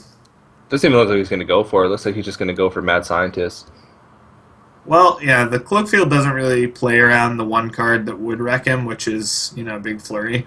Dog actually doesn't have the weapon buff, so he needs to pick that up. Okay. It was pretty likely that he did. It was. He's got double oil and double deadly still left in his hand. One Both deadly. would have sufficed. Oh, really? Yeah, he already used one deadly. So. Okay. It wasn't it was likely he already had it, but since we knew he didn't, it actually wasn't that terribly likely. And I think that's about going to do it for Hoj in this match, in this game, rather. Mm-hmm. Yep, and there's the secured 7 damage. Only thing that's going to save him is like a Flame Strike. And here comes the cycle from Hoj. He could have used this probably about 5 turns ago, but could give him a hope. Yeah, I think his best hope was if he top-decked Antonitis and stealthed it, he'd still be dead to the Abyssal Dog's hand, but it would set up a lethal in his mind. So if he did draw that, that's what he would have gone for. Yeah. He's drawing his deck backwards. Yep. So the Dog's just going to check, make sure it's Mirror Entity and not Counterspell. It is, and that's going to do it. All right, well, Dog's going to take his 2nd win of this series. Hoj still going to be on match point for the next game and potentially the game after that, but Dog's starting to mount a comeback, finds a win with the Rogue. And so Dog's going to have Patron Warrior and Druid remaining. Keep in mind, Druid was actually the deck that he added as his designated 4th deck. So it's the deck that he has the least amount of confidence in. But Hoj also on his 4th deck with the Mage. And yesterday he ended up going 6-0 total game score. And that was without the Mage. So we'll see if Hoj can manage to continue a high win streak. Yeah, I don't want to call the Mage's weak link necessarily, but he has 9-1 with his original 3-deck lineup. Yeah. 0-1 with this Mage at the moment. That's obviously the smallest sample size possible, so it's 50% of his losses. Can't draw too many conclusions off that, but there is that kind of worry. I mean, you're almost thinking it's like, man, if this wasn't a best of 7, I'd be on my way to the finals already. But yeah, I think the matchup Dog's going to struggle to find a win in, if any, would be the Druid against this Tempo Mage. And one of the weaknesses of the Tempo Mage is that it is just inconsistent. It has a lot of pieces of the deck that just don't do much by themselves. Cards like Mirror Image just aren't good when you have to play them just as 0-2 taunts, unless you're playing against aggro and really need to buy time. Also, it runs a lot of late game, some a decent amount of late game threats and like secrets that you just don't want to have to play naked on turn 3. So it does have some inconsistencies, but there are times where you can just completely get blown out if they have the nuts with Sorcerer's Apprentice, Flame Wankers, and Mana Worms combined with removal spells early on. Yeah, the taunts are actually pretty great against warriors, especially the Grim Patron Warrior. They can't really bounce patrons off of it. But like you said, I mean, when you draw too much of your situational cards, it can be a bad thing. We are getting to the point where it's like Hoj is going to need to pick up maybe like an Azure Drake pretty soon. An Emperor going forward would be pretty nice, but he's going to need to pick up more to really close out this game. And that Civil could be the Portal's pretty start good. of it. Yeah, that could be potentially the best thing. Hey, Whoa! that's pretty sick. Yeah, that's You've seen one actually execute, so really tough to remove. Yeah, and plopping down this Archmage, and it actually fits his curve as well. Like he's got the perfect amount of mana to play it, so it's like the most valuable mana slot that he could get out of the unstable portal, and the most power that he could put on the board. In Dog's face, he looks at that Archmage, he's like, "Oh, geez." yeah, Unstable Portal is never the most fun card to play against. It's usually, something you can't really play around. Like last turn, Dog wasn't like, oh yeah, next turn my opponent's going to play an Archmage on 5. So it's one Yeah, of those things. It isn't a huge swing. It's basically just like if you had top decked an Azure Drake, and instead of a card draw, it just gets +3 health, which I would say is probably a little better at the moment. You do yeah. want to just have a bigger board presence that the Warrior can't deal with. But I had Hoj a game. just. Oh, go ahead. I had a game the other day where I was playing as a rogue against a mage, and I had no cards left, but I had a 7/3 piloted shredder on the board, and a like a an oiled up dagger, and my opponent had no cards in his hand, but like 3 cards left in his deck, and he unstable portaled a Deathwing, Oh, man. and then I got a Lore Walker Cho out of my piloted shredder, and then he just killed me the next turn, and I had lethal. Actually, I won a game with Deathwing just yesterday. I'm just playing Deathwing in my deck at the moment. Which class? Mage. Okay. Oh, you're just playing it. You're just taking out the middleman, the unstable portal. Yeah, yeah. You Go don't straight want to the source. to. You just play the Deathwing. It's super sick. They never expect it. But I mean, if anyone could use the Deathwing right now, it might be Dog. Ho's just gone all in. He's completely out of cards. Went very hard on this Mana Worm, and it's going to pay off a lot. He's pushing 9-10 with the hero power damage a turn, and the Mirror Image is carrying a lot of weight blocking those weapon attacks. Dog's hand is terrible right now. Yeah. See what he gets. Armor plating, not really too useful at the moment. Yeah. But he could use it for extra couple damage later on with Flame Waker or Archmage Antonitis. He does draw into some burn as well, but Dog is actually still relatively healthy. If Dog manages to stabilize and still keep a decent amount of health, he could be in a good spot because Hoj is just out of stuff. Yeah, if he can pick up like an Execute, he can use that with the Deathbite Whirlwind the very next turn, make some patrons, remove both the Sorcerer's Apprentice and the Archmage, and suddenly be kind of okay. Right now, it's 14 damage. Another Fireball would end it for Hoj. Wow, Oh, Dr. man. Boom. Well, that might as well end it. That's rough. That is really rough. Hoj is going to think about it, but I don't think there's much to think about here. Yeah. I mean, he might be scared of the Deathbite here, but I just don't think you can really afford it. These bombs can make it so you have lethal just next turn with a Fireball. Yep. I guess he was thinking about armor plating and what to use it on. So he's going to Yeah. use it on the 3-2 so it doesn't die to a double Whirlwind. He could have also used it on a bomb. All right, well, Hoj is staring at a place in the finals here. I think that's it. no matter what Dog does Yeah. with the fireball from hand. Dog can probably stay alive on board.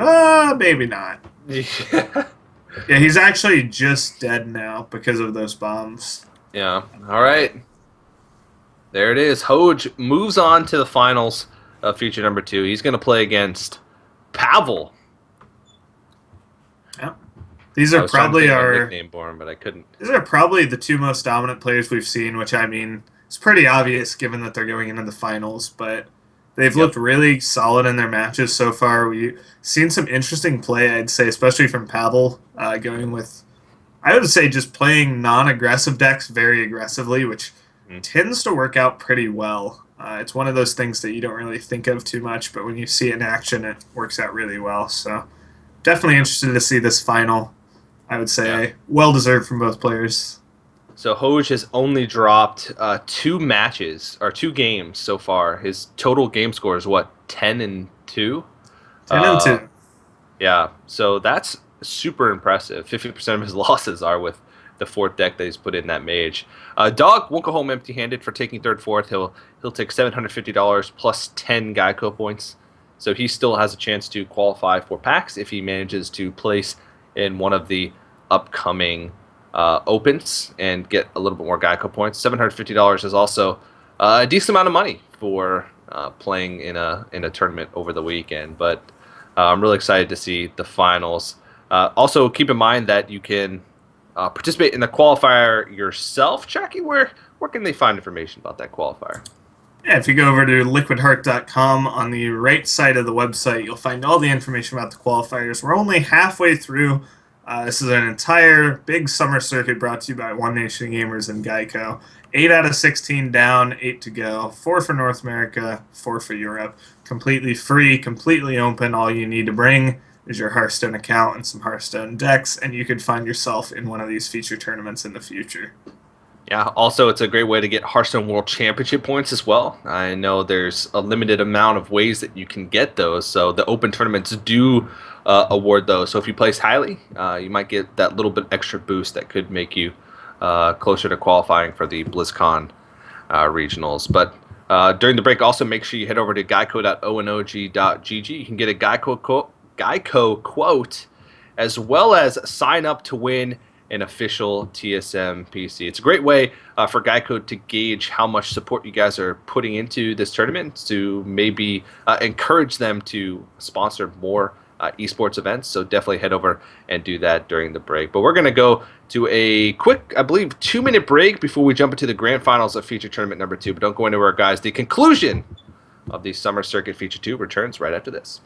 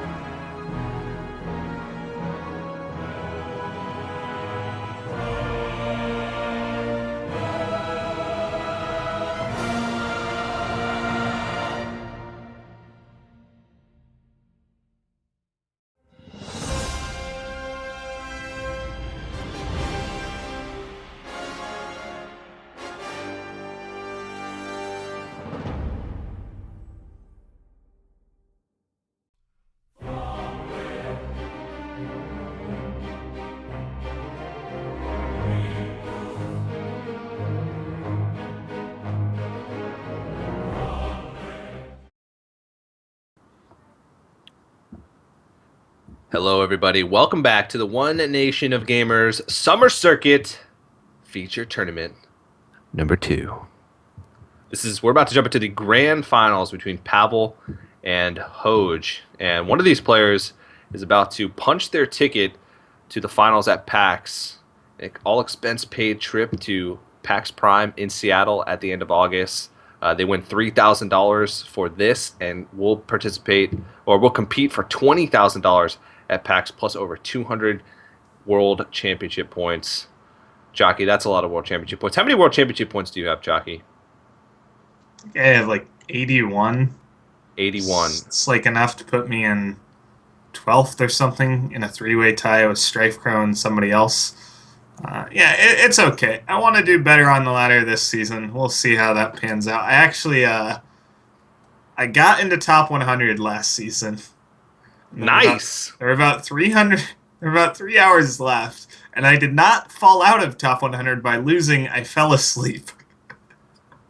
Rip. So I literally fell asleep at my desk. Woke up. It was about 4 a.m. It ended at 3 my time. So such a hardcore gamer. I was like, maybe I got it. I did not get it. I forget why I was so tired. I guess I'd gotten back from where did I even go? Sweden. Yeah, I got back from Sweden. Is tiring. No, I was actually playing Priest. I'm a changed man, TJ. Sorry, I apologize. I'm just hoping the new Priest hero is maybe like an orc, because I do still go face with Priest, but yeah, well, no Priest in this one, but there is a lot of smork going on. Yeah, Pavel and Hoj, very similar deck lineups from these guys. The only difference in their lineups being the mage for Hoj and the warrior for Pavel. Also, their warlocks are a little bit different archetypes. Pavel has the handlock, where Hoj has the demon zoo. So the common denominator here being the hunter and the druid, which hunter has met a lot of success. Druid hasn't met too much so far. It's probably one of the lowest win rates out of classes that we've seen like more than 3 or 4 times. But with both players bringing it, it's sort of going to be an even playing field going into this final. And we're going to start with the matchup we've seen a lot of, which is Hunter versus Druid. Hunter seems to be getting the best out of this matchup, but when the Druid gets a really explosive start, they can kind of come back. This is not that explosive start that we see from Pavel. Even emotes, oops, that he didn't have wild growth. Yep. And yeah, I mean, that's kind of could be a storyline here, is no wild growth, no win. Yep, and Hoj curves out really nicely as well. So yeah, it seems like if you don't get to play a turn ahead of the hunter, they will just kind of outpace you and push too much damage. This is a turn where Hoj does have to fear a swipe. It would clear his board and leave his opponent with something, but there is no swipe. It's just going to have to be keeper. Not the worst plays from Pavel here. We might have to switch perspective here. Just as a reminder, Hoj is the hunter. And it's looking like as long as Hoj can kind of produce good enough stuff, he can just maybe smork his way home. Yep. And he's got the burn already in his hand with a double kill command. He's thinking whether or not he wants to trade in here. He'd probably trade in Glaive Zuka. Yeah. This does threaten the shade with the freezing trap, but at the same time, you don't get to play Shredder on 4, which you can never really be thrilled about. That's basically the best time to play Shredder. I'm a little curious why he was so eager to get that out. Maybe just afraid of taking too much face damage early on. We do see Pavel does have the combo, and he actually has Emperor as well, which kind of acts like a pseudo-innervate to get it out on turn 7. Yeah. Harrison Jones coming down on the Glaive Zuka. He's going to be able to draw. It's not the most impactful Harrison, because Glaive Zuka is not as meaningful as Eagle Horn Bow, but it's still an extra 2 damage that he's removing off of the board. So Harrison Jones landing on anything is still pretty good. Yeah. Hose has the option here to kill command the Harrison to threaten the freezing again, but I like saving it. I like just getting that shredder down. I almost would have liked to just get it down on turn 4, but the kill commands only get better as the game goes on. It's not so much the same with the shredder. You really need to get it down early, pave yourself away to get into this turn 6 high main, and really take over the board and in the game with those kill commands. Yeah. Now, Pavel's piecing together a lot of damage. Like if he were to just drop Emperor and pass, he'd actually Hose should be one off lethal with double kill command, but the Force Savage would be able to be played next turn. You could bounce a tree. Whoa! And that would be a lot of damage. I mean, if your Emperor and your Shades survive, which your Shade's almost guaranteed to, the Shade's going to provide 8. The combo's 14. That's 22. So you just need one more thing to survive. And I really think that's what Pavel's considering here. But also, he has the option to just taunt. He has the option to Force of Nature to just get rid of this freezing trap now. Gonna go with the Force of Nature at the end of the day. This lets him push damage as well, but it doesn't really set him up for a lethal. Yeah. He needs to go quick as well. Looks like he got it. Time.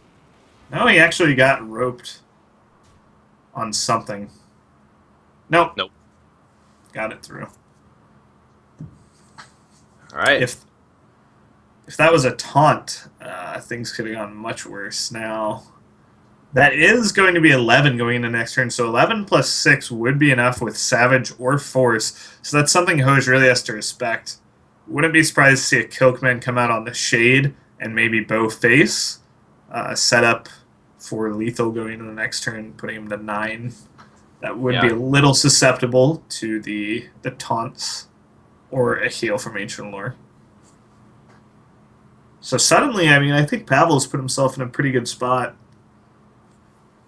Yeah, being able to get that Harrison actually ended up being a big deal. Getting a card further in his deck, getting rid of that 2 damage from the Glaive Zuka, and not being able to play that Paladin Shredder on turn 4. And you said the Druid being a turn ahead is what he needs to do, and he ended up being able to do that because he had the Shredder was played onto a board that the Druid already had control of. Yeah, I mean, Ancient War has to be one of the best draws in the deck. You have to be a little concerned about Ironbeak Owl, but really there's no other play that protects you. So he's going to just kill that to play around Ironbeak Owl. Mm-hmm. And I don't think...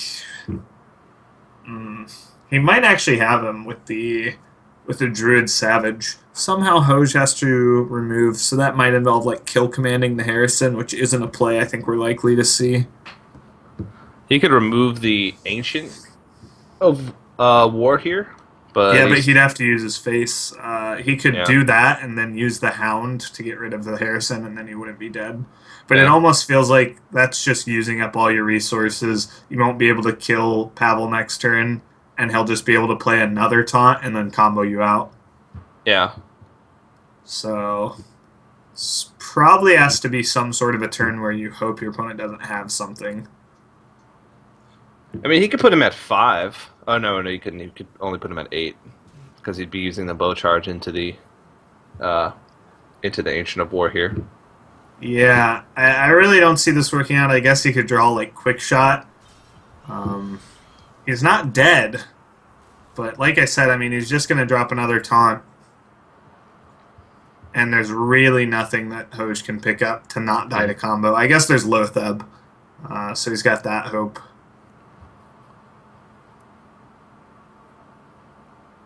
Would Lotheb even do it, though? If he plays Treant this turn, there is a chance he won't play the Treant, though. Might just Hero Power to play around something. I think Treant would have been the same. But yeah, because he put his face into the 1/1. If he went face, then he'd play around double Quick Shot. Yeah. But I think he doesn't have double Quick Shot since he didn't kill you last turn, right? Yeah. Yep. So now Hoj finally is just going to have to drop down the Savannah Highmane and hope. But Pavel does have what he needs and some. He's Yeah, thinking, how am I going so to kill him? Okay.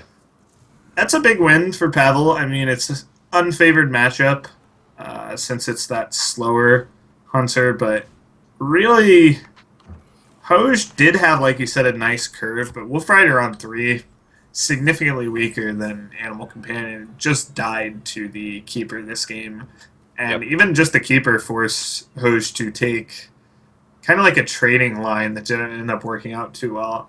I might have liked to see him just go for Shredder, hit face a lot more aggressively with that double kill command draw, and maybe that would be something Pavel didn't think he could play around, and he'd end up losing to.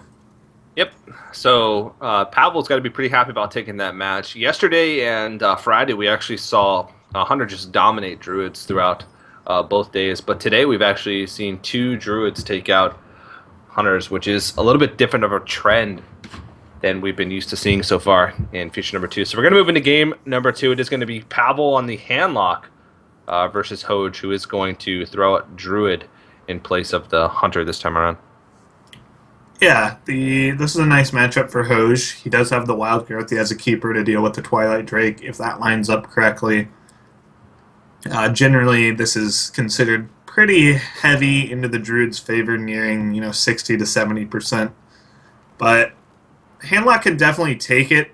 Potentially, if he gets a lot of threats in a row, maybe if he gets a giant and there's no big game hunter from Hoj. But right now, the Handlock actually just has nothing. Mm-hmm. None of his turn 4 threats or turn 5 threats with coin. Does have Belcher and Lotheb, but much rather have Drake or Giant. Yeah, he just has to pass this turn unless he wants to throw out BGH as a 4-2. Yeah, I mean, this is one of the things we kind of talked about was Pavel has been making very aggressive plays. He decides he's not okay with doing nothing. Needs something on the board. Yeah, he could get punished later on because Dr. Boom is in the hand of Hoj. So when that comes down, he's just not going to have a good answer to it with BGH being thrown out on turn 3 just to contest something. Yeah, I don't know what this really contests anyway, since on turn 5, yeah. Yeah, you're not really going to buff it, and you don't have like a Mortal Coil to add to it. You're planning on just playing a 5-drop, so I guess he just wants a body for later, and he can maybe protect it behind a Sludge Belcher. But looks like Hoj is actually going to throw out Keeper, kind of thinking, okay, probably doesn't have a Drake since he didn't coin it out. You'd almost always want to coin out a Twilight Drake over just playing a big game hunter on turn 3. Yeah. And he has that second Keeper anyway, so. Yeah, he can have that one for the inevitable Twilight Drakes once those come down, but Hoj is hitting things pretty nicely here. He's got Emperor. The Emperor's going to have to be dealt with here from the Lotheb. And then he's still sort of got initiative on the board. Keeper's not that strong of a body, but at least it's something. Yeah, he didn't hit great cards with that Emperor, but just hitting an Emperor on 6, like you said, to force your opponent's trade in their Lotheb. Now he knows that this Dr. Boom is completely fine since you've already seen one big game hunter. Yeah. It's unlikely that Pavel has 2 in hand and decided to throw out 1. That could happen, but it isn't the case here, so Dr. Boom is going to be really tough to answer for Pavel. Yeah, so this is one of those plays that the Emperor made possible, is being able to play the Dr. Boom on turn 7 plus Wrath down to take out the first body of the Sludge Belcher. So Emperor didn't hit too many priority targets, but it did open up this type of play, which is could be a big deal in the long run. Yeah, the other thing is, from Pavel's perspective, all he knows is that there's 3 more cards that were reduced. Those could be combo pieces, they could be, more removal, they could be just minions, but he doesn't know until he sees them. So he has to respect a lot of plays. He can't play as aggressively, which is one of, the trademarks of his play style, and that might end up just costing him the game. Yeah. Still none of those threats that he has. Dr. Boom on turn 7 is something. Yeah, he will get to maybe remove the whole board this next turn with Hellfire Dark Bomb, but it's more of just the case of you're just stabilizing. Turn 7 is one of those turns you'd much rather just play something like Dr. Boom rather than respond to what your opponent's doing and let them redevelop. Judging by Pavel's play with Handlock in the last couple matches, he seems to play Handlock um, very defensively. Like instead of playing Doctor Boom in this situation, playing the spells. I guess you can't really fault him because he would have been dead to combo. Playing Doctor Boom Yeah. is really risky, especially since cards were reduced, and he hasn't seen still 2 of the cards that were reduced, and he just draw 2 cards last turn from the Ancient of Lore. Yeah, We can it's see they didn't have it, but I think it's a fair play to play that safely there. Yeah, I think that's a turn where basically you have to play safe. Almost everyone would need to there. Doctor Boom doesn't really do anything; it just dies to the board. You're dead to so many spells. Like that's a turn where it's really you don't really have an option anyway. So now, obviously, he's just going to throw out Boom and hope he's not dead. Oh, Yeah, is he just dead? No, he's 1 off lethal. With Swipe Keeper. So, not quite there. So that Big Game Hunter will be a little relevant. yeah. It looks like he's just gonna attack first. Oh, he can He's gonna steal it. steal. Yeah, Okay. he knows the Big Game Hunter's out of the way, so. And if he gets a lucky bomb, he won't even have to Wrath. Nope, he does have to Wrath. And he gets a 1/1, so that's, a little nice for Pavel here. And there is a chance he plays a second Big Game Hunter. And I mean, suddenly, if he picks up a second Big Game Hunter, he can deal with the board, and Hoj is just out of stuff. But it's a little optimistic. Yeah. Yeah, he's not quite dead in the water, though. Actually, is he? He's Yeah, dead. he is. Yeah. Yeah. He's exactly dead. Keepers, swipe. Yeah, you can't really play around the double reduced cards. This is a play that's not normally possible, so. Yeah. Well, looks like Hoj is going to tie it up. Pavel not really hitting his threats until later on in the game. Really killed him there.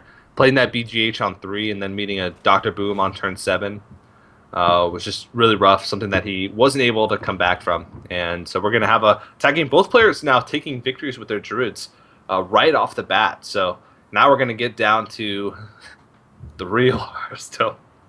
Oh, man. Hunters and shots Warlocks. fired at Druid. Yeah, this is the Hearthstone we're all used to. You queue up a game on ladder. These are the real classes, man. Yeah, You Druid got- is. I don't want to call it. Druid is one of those classes that you like queue up when you're like really tired. It's the class that just like sort of plays itself. You just sort of click on the cards that are green and place them Yeah. on the board. You really can't screw up too much with that strategy on ladder, but there definitely is some thought to it. We're going to see Handlock versus the Hybrid Hunter from Hoj. Pavel did decide to keep both the Ancient Watcher and the Molten Giant. Have a little bit of early game presence. Realizes he'll probably get really low and need a Molten Giant to swing the game. Pretty common keeps. All right, coining out the Knife Juggler. Yeah, it looks like Hoj decides. Yeah, the odds he has Dark Bomb kind of low. Gonna go for a very aggressive line here. Just getting maximum damage. I really like this from the Hunter side. As a Hunter player, you basically have to realize you have to take risk at some point in the game. You can't always assume they have everything. Yeah, And you have to push damage to kill the Handlock player.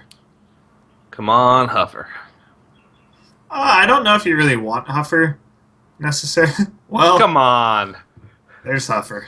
Yes. I mean, Misha's pretty good. It pushes the damage delayed, but you don't need to rush your damage in this matchup. The Molten Giant obviously punishes that, so Misha's a little more resilient to board clears. Yeah. In this case, Huffer ends up being just It's pretty nice, yeah. strictly better because you get to push. Since he taunted up, you got to push the 4 damage. Yeah, and there's Huffer's best friend, the Arcane Golem. Yeah, but Yep. these aren't really. I mean, the hand from Hoj isn't really what you want to be playing now. You obviously want to save Owl for later for a real big taunt. You don't just want to throw out Abusive Sergeant. I mean, you can, but I would say that's probably his best play is just like Abusive Hero Power. You don't want to Unleash on 2. you definitely don't want to ramp your opponent's mana with Arcane Golem and push him closer to Moltons, so Hmm. I think he might opt to save that Huffer, but if he does that, he's super weak to Hellfire. I think no matter what, he's going to be weak to Hellfire here, unless he goes for, like, Unleash, Abusive one of the Hounds into the 2-3, and then he plays a little around it. Looks like that's what he's doing.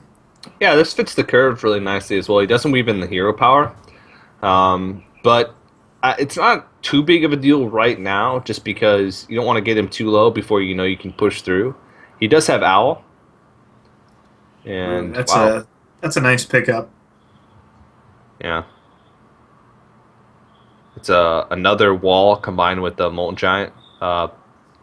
Plus, later on, it can be used as a Shadow Flame target.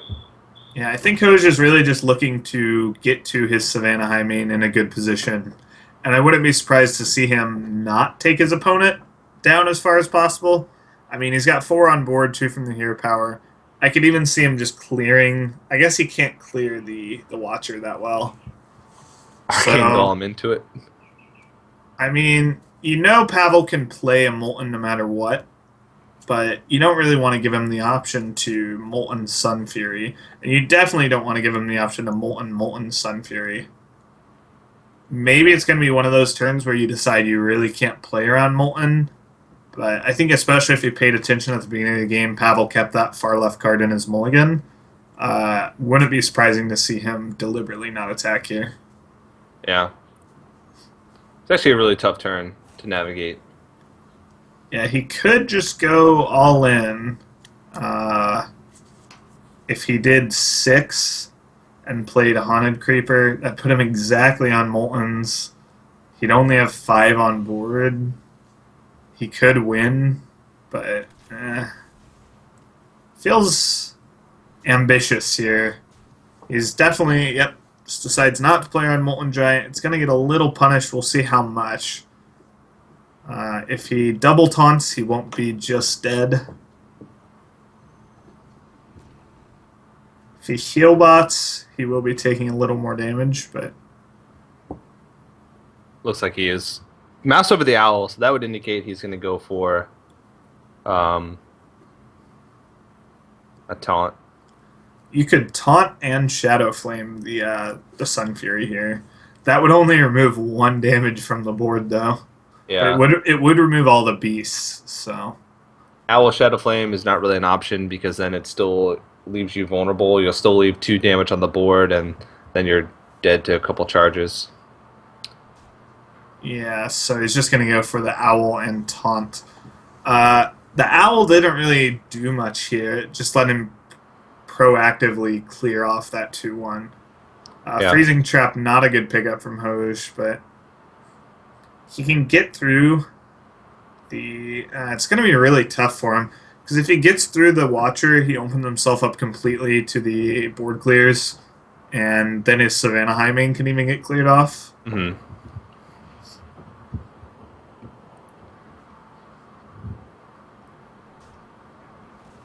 He knows that he's. Has he seen both owls so far? I believe only just one Okay. because he's seen both Sun Furies, Okay. so And both Watchers. both Watchers, both Sun Furies. He hasn't seen any board clears. Hasn't seen a Heal Bot or an Argus, which are both in the hand tier. Can't both be played though. So this high main's actually pretty tough to deal with because regardless, he leaves himself pretty You susceptible. can clear it with the Shadow Flame on the Owl. But you leave it at 2 health. Yeah, that's still a little tough for Hoj to get through. Like if we look at his hand, he really doesn't have any way to end the game, and this makes the Owl significantly weaker. Yeah. Because owling an 8-2 giant is not really the best feeling in the world, especially when you know that something else could get taunted. He has been through both Sun Furies, though, so a lot of handlocks only run 1 Defender of Argus. Yeah. Some still run 2, but it's a little You bit do more have rare. you do have to consider Sledge Belcher though, which the Owl is much more effective against. So I guess I'll just Wolf Rider into this 8-2, I would say. Ouch. Yeah, it's not what you want to see. I guess, like you said, he's going to kind of assume. But you've seen both Sun Furies.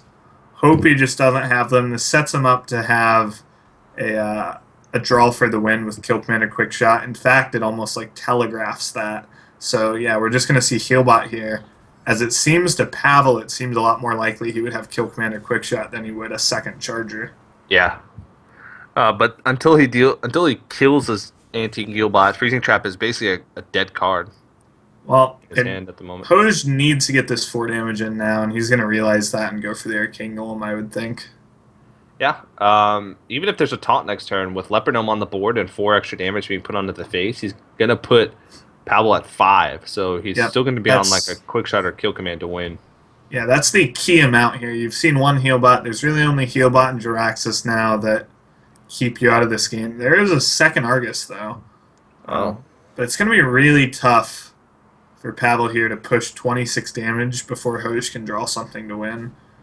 He might need to top deck something here. I think he's got a couple turns to do it. Animal Companion. Liak, not that great. He obviously cannot play Freezing Trap because the Healbot's out there. If he rolled Huffer, he could play it by killing... Oh, man. Wow. And Jiraxis off the top. That's rough for Hoj. Not really much of a reaction out of him, but that's pretty much going to lock out the game. There's no way he can do 15 damage. He's dead the next turn, so yeah, I think that's going to do it. That's it. And...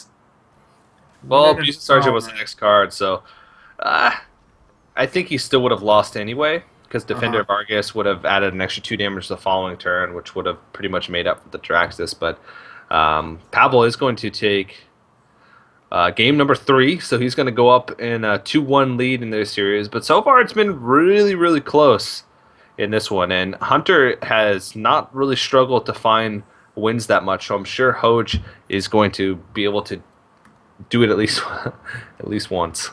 Well, it has struggled in this series. It's currently 0-2, losing to 2 favorable matchups, and it's been Hoj on the receiving end both times. So, I mean, you can't be feeling too great there. He's only lost twice in this tournament so far until this match, and now he's down 1-2. It's a bit of a new feeling as far as this tournament. I mean, obviously, veteran of tournaments, he's lost before. Been down before. It's not over, best of 7. So he's actually going to throw out Hunter again, it looks like, and we're going to have a mirror match. So someone's Hunter is going to get a win here. Yeah, if Pavel can win this, he's going to be in a really great spot. Winning the mirror matchup is a pretty big deal. Yeah, especially because his last deck is Patron Warrior, which would line up pretty nicely into all 3 of Hoj's remaining decks. He has 3 of those very aggressive decks left with Hunter, Zoo, and Tempo Mage. Yep, and Pavel not really hitting his 2-drop as well as he would like. I mean, he's not able to play a drop on 2 because he has to deal with the Hunter Creeper, and the most efficient way to deal with it, other than just playing an Owl, is just to Freezing Trap it, and Hoj is going to replace it with another one. Yeah. The Freezing Trap wasn't too terribly efficient. Now the Misha is going to get answered by the Juggler.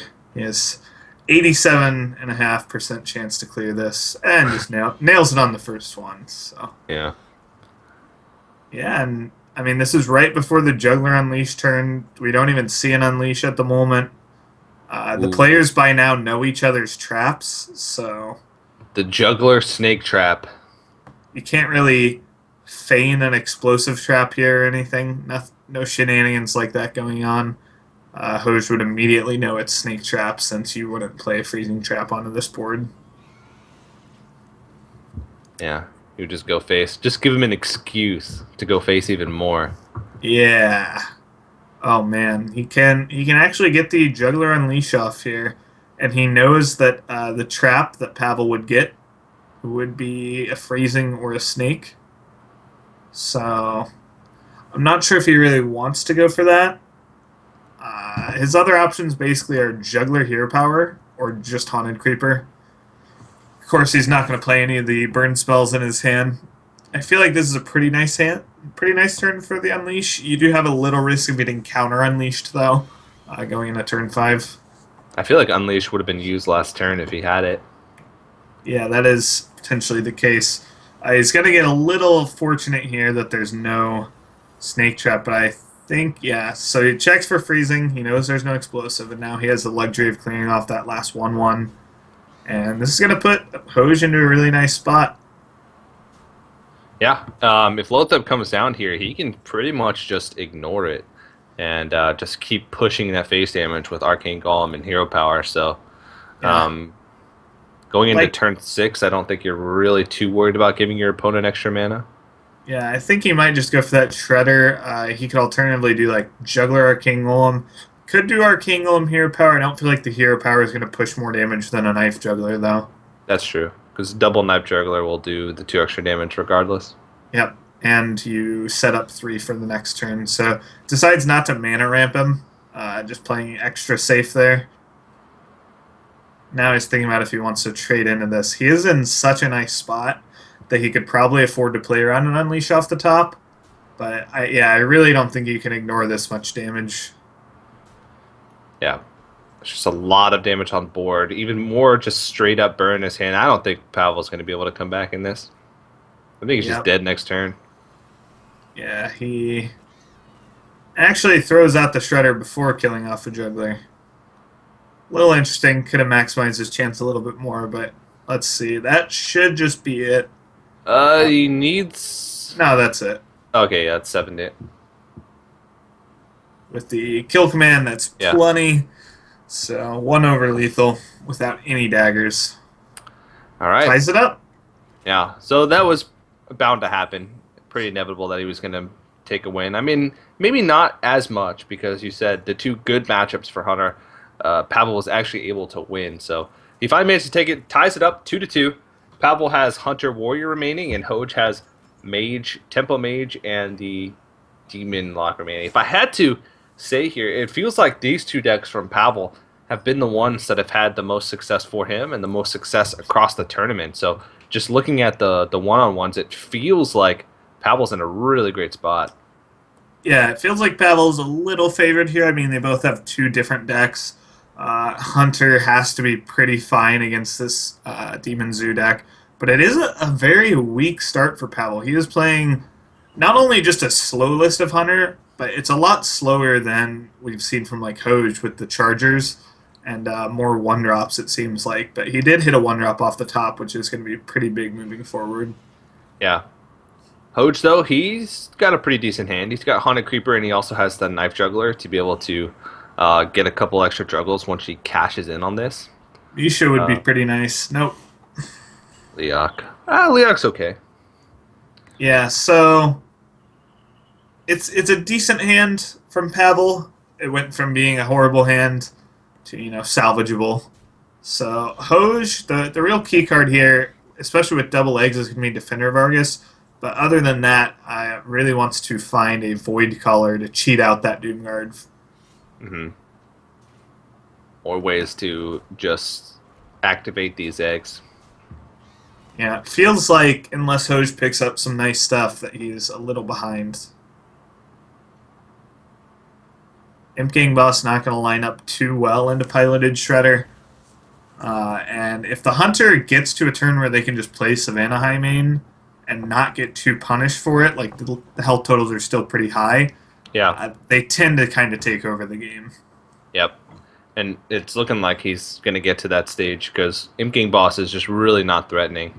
Next turn, he does have cards that are going to be able to fit his curve. He has the option to Animal Companion Mad Scientist, which is a pretty big deal.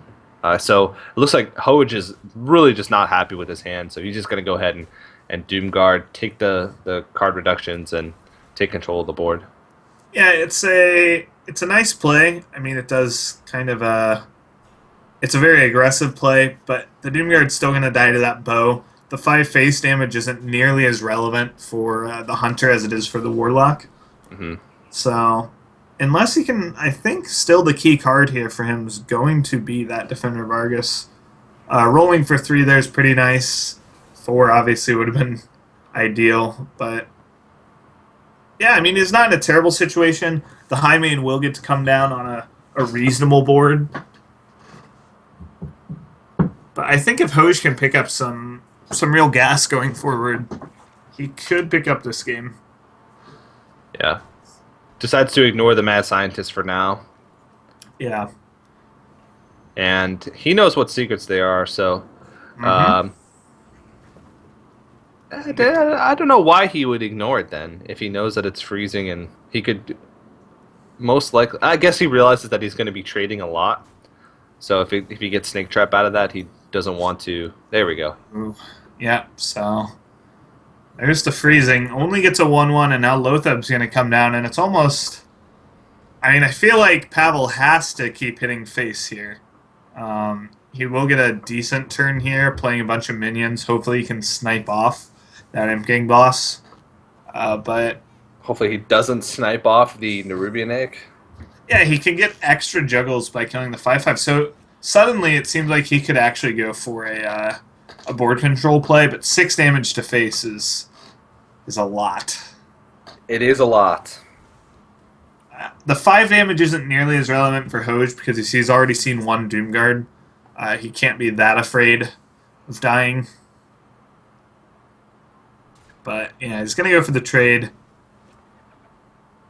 Misses the egg, that's Uh-oh. good. But yeah, suddenly, I think you still have to go for it. Uh-oh. Uh-oh. Yep. He goes with the threaten emote, too. Literally the worst juggles he could have gotten. He juggled once into Lothab, which didn't matter, and then he juggled... And there's the Argus, so... Boom's going to come down this turn. I think Hoj is going to just kind of push face damage. It's a really tight match. Sets up lethal for the next turn. Pavel does draw a quick shot, so he will be able to cycle, but I think it's looking a little bit too late. He hasn't gotten him down nearly enough. Like, he's still at 22 health, and Pavel's out of cards. And he can't ignore this board, so he's going to have to throw a lot of this damage into some of this damage into the board, and then try and top deck a lot of damage before Hoj can draw into pretty much anything. So it's looking pretty grim. Yeah, he has to quick shot the 4/4, I think, to stay alive in this matchup. Yeah, he goes for that, so... Still alive. The Abusive Sergeant really doesn't do anything because he's not going to want to clear off the Dr. Boom anyway. Mm-hmm. He has to clear off everything besides the Boom because he wants to freeze it. And he knows there's a 1/1 Imp in Hoj's hand, which could actually come in handy to threaten to proc the freezing trap. The nice thing is, if you do stabilize as the Hunter, there's no inevitability factor from the Warlock where their hero power will kill you eventually. Yeah. So if you can stabilize as low as 1 health even, as long as you keep absolute board control. And he will get it onto the board. Not too bad. Yep. Good thing here for Hoj is that he can taunt up the Dr. Boom. He can just replay it if he wants. But yeah, I think taunting up and threatening to freezing the Argus is fine. Also no reason threatening to risk it. bring out that 1/1 Imp. And just going to be a concede. Pavel basically realizing he can't afford to take a swing of 8 to the face, and he can't break through an 8/8 taunt, so... All right, well, Hoj is actually going to be on match point. He's got 2 opportunities now to find a win with the Tempo Mage. He's going to go up against Pavel's Hunter and Patron Warrior. So I think there's still a decent chance for Pavel to still take this one. But Hoj is statistically likely with 2 opportunities to find a win. Yeah, it's not terrible for Pavel, but it's really not great. These aren't awful matchups for him. You might even say each matchup is favored, but just the fact that Hoj has 2 chances to take this puts him in a nice spot. Yep. Especially with the Mana Worm. Yeah, Archmage Antonitis isn't the best, but Flamekin and picking that up next is going to be pretty good. Going to contest whatever's going to come out first here for Pavel. And basically, he's just going to coin out Knife Juggler. Actually... He's going to quick shot it. Quick shot, yeah. Yeah. He's thinking about it. You have to be very aware that Flame Cannon and Frostbolt really do blow you out quite a bit. Yeah. uh, with just the knife juggler play. Though all you really take is 2 extra damage if you go for juggler first. But yeah, so he's gonna go for this. This is kind of like a small risk, but it's got a nice reward. Like you almost force your opponent to play a spell, and if they don't have it, you feel really good. And in this case, you take 2 damage and you just quick shot it anyway. So it's not a Yeah. huge deal for Pavel. Yeah. Hoj picks up the Arcane Intellect. That's a pretty decent card considering his hand quality is not the best at the moment with just Archmage and Mirror Image. Hmm. Um, if you can pick Yep. up like a Flame Waker here, it'd be even better, but still Arcane Intellect on turn 3 is not the worst play. There's Yeah. a Flame Waker. Yeah. Flame Waker is going to be really nice. The Animal Companion pickup for Pavel though is incredibly important. Oh, but it's actually not the best one. You can snipe the Huffer here with Flame Waker. He's gonna Mirror go Image. for it. Yeah, it's a play that 25% of the time puts you in a commanding position. Both Misses things. both, which is actually probably a big deal. If he hit at least one, he'd have the option to just ping next turn. But Hmm. in this case, I mean, really not much going for him.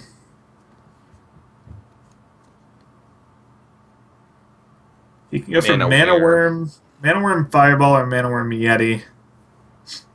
So he gets another chance. Snow That's Chugger. It's much lower this time. Okay, so he gets to kill off the Snow Chugger at least. Yeah, he's still building up a pretty resilient board though. Lothab's gonna be problematic to deal with, but I don't think it's gonna be that much of an issue. Well, it is a big deal. It definitely denies a few plays, and it denies him from getting value off the Flame Waker this turn, and next turn he can just get rid of it. So instead, Hoj is just gonna have to go with a weaker play. He could have gone Yeti, Unstable Portal, not in that order, but just gotten the Unstable Portal and gone from there. Instead, he just has to go for Azure Drake, which is a weaker body. Sorcerer's Apprentice picks that up. If he does manage to like stabilize the board here and be able to get down a Mechanical Yeti, he can put down Archmage Antonidas, and if he's healthy enough to play Archmage Antonidas safely, Hmm. which doesn't look like it's going to be the case, Right. then that could be a pretty big win condition because you can just clear the board every turn and just set up for fireballs to the face to end the game. You don't even have to worry about traps in that case. Yeah, Pavel's in a really good spot here. He's pushing a lot of face damage. He's going into a Doctor Boom turn. As long as there's no like mirror entity, you're completely fine here. Uh, you're threatening to freezing every turn. Void Walker, Voidwalker. not too terribly relevant. It might No. block 5 damage though, if he wants to protect those 1/1s and 2/1s. Yeah, but Doctor Boom is going to come down this turn, and Yep. with that freezing trap still sitting there, he's just going to be able to clear here, and either of these targets is not a great freezing trap. So it looks like we I are going to think be going to a game 7. Yeah, I think for Hosh here, you have to freezing the Azure Drake, trade in your Mechanical Yeti, hope you get the freezing spare part, and go Archmage freeze the 7/7. Yeah, I don't even know if that really puts you in that great of a spot, but you can it's about fireball the King best next you've turn. got. And he doesn't get the freeze spare part, so like you said, that's probably going to do it. He could just reversing part his own Archmage and hope it lives. It would not live, but But he can hope yeah, and get gotta a be a little fireball. optimistic. He's just staring at so much damage.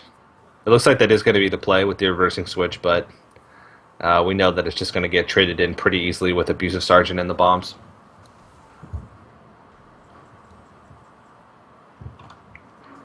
All Yep. right.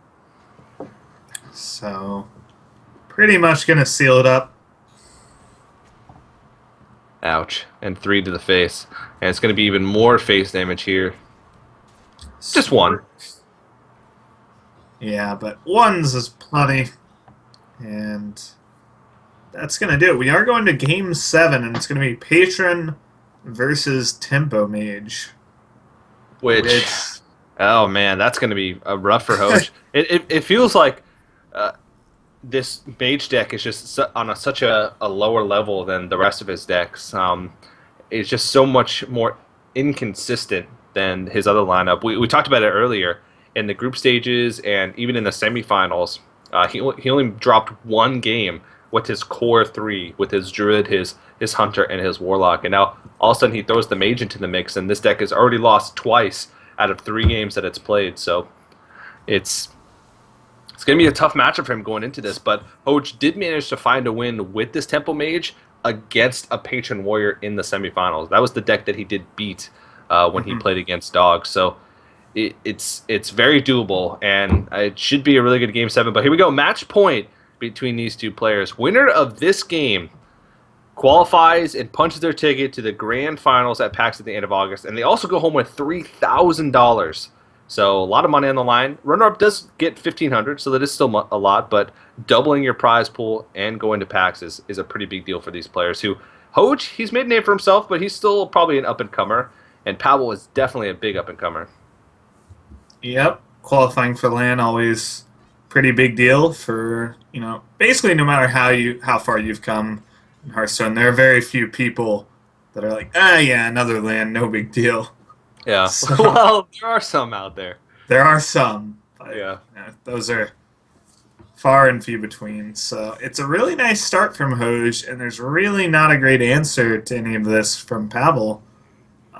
Now, Patron Warrior is one of those decks where you can fall behind, but I mean, perfect answers for Hoj here. He's going to get to Flame Cannon this. He's thinking about setting up a mirror entity. He's going to decide to go with Portal instead, though. I think I like that a little better. Yeah.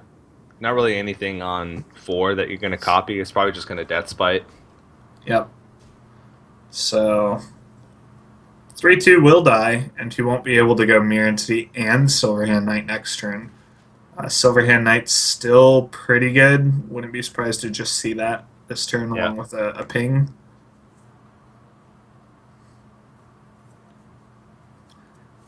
Yeah, it's going to be pretty tough to come back for Pavel here. Maybe something like Inner Rage would be pretty nice to make a bunch of patrons. Could go for that line of play. But he's going to take so much damage. He's going to take 3 this turn. It's going to put him at 18. Then he's going to have to swing into the Silverhand Knight next turn, which is going to put him down to 14. Yep. And we already see one piece of bird already in the hand of Hoj with the Fireball. Flamewaker can turn that into even more damage. So even though he does have stabilization tools, it seems like he's already taken so much damage with how good the hand was early on from Hoj that it might be tough for him to stabilize in time before his health gets low enough for Hoj to just finish the game with burn. Yeah, Whirlwind would be pretty big pickup here. Didn't quite get it though, so Armorsmith's okay, especially it protects you against Flamewaker, which is a big thing. Not as big since turn 5, you can't really do too much with it, but it makes it so trading gains him health, which could end up being a big deal in the long run. now one big consideration for Hoj here is trading in his Mad Scientist gives him a secret, but Mirror Entity can be a liability in this matchup for that unstable ghoul. It can create a board state where you were ahead and suddenly now there's 2 unstable ghouls, your board's wiped, your opponent gained a bunch of armor, and I mean, there is a Fireball and there are burn spells in the deck, but it's not an insane amount of burn where you're just guaranteed to win off of burn like it is with Hunter. It's more of just like an added benefit for this Tempo Mage deck. Yeah. So second Death Bite in hand, that's going to be really nice to trade into this Flamewaker here. And he's also going to be able to start gaining armor, and Dread Corsair could end up being a really good tempo play as well. I think right now he needs to...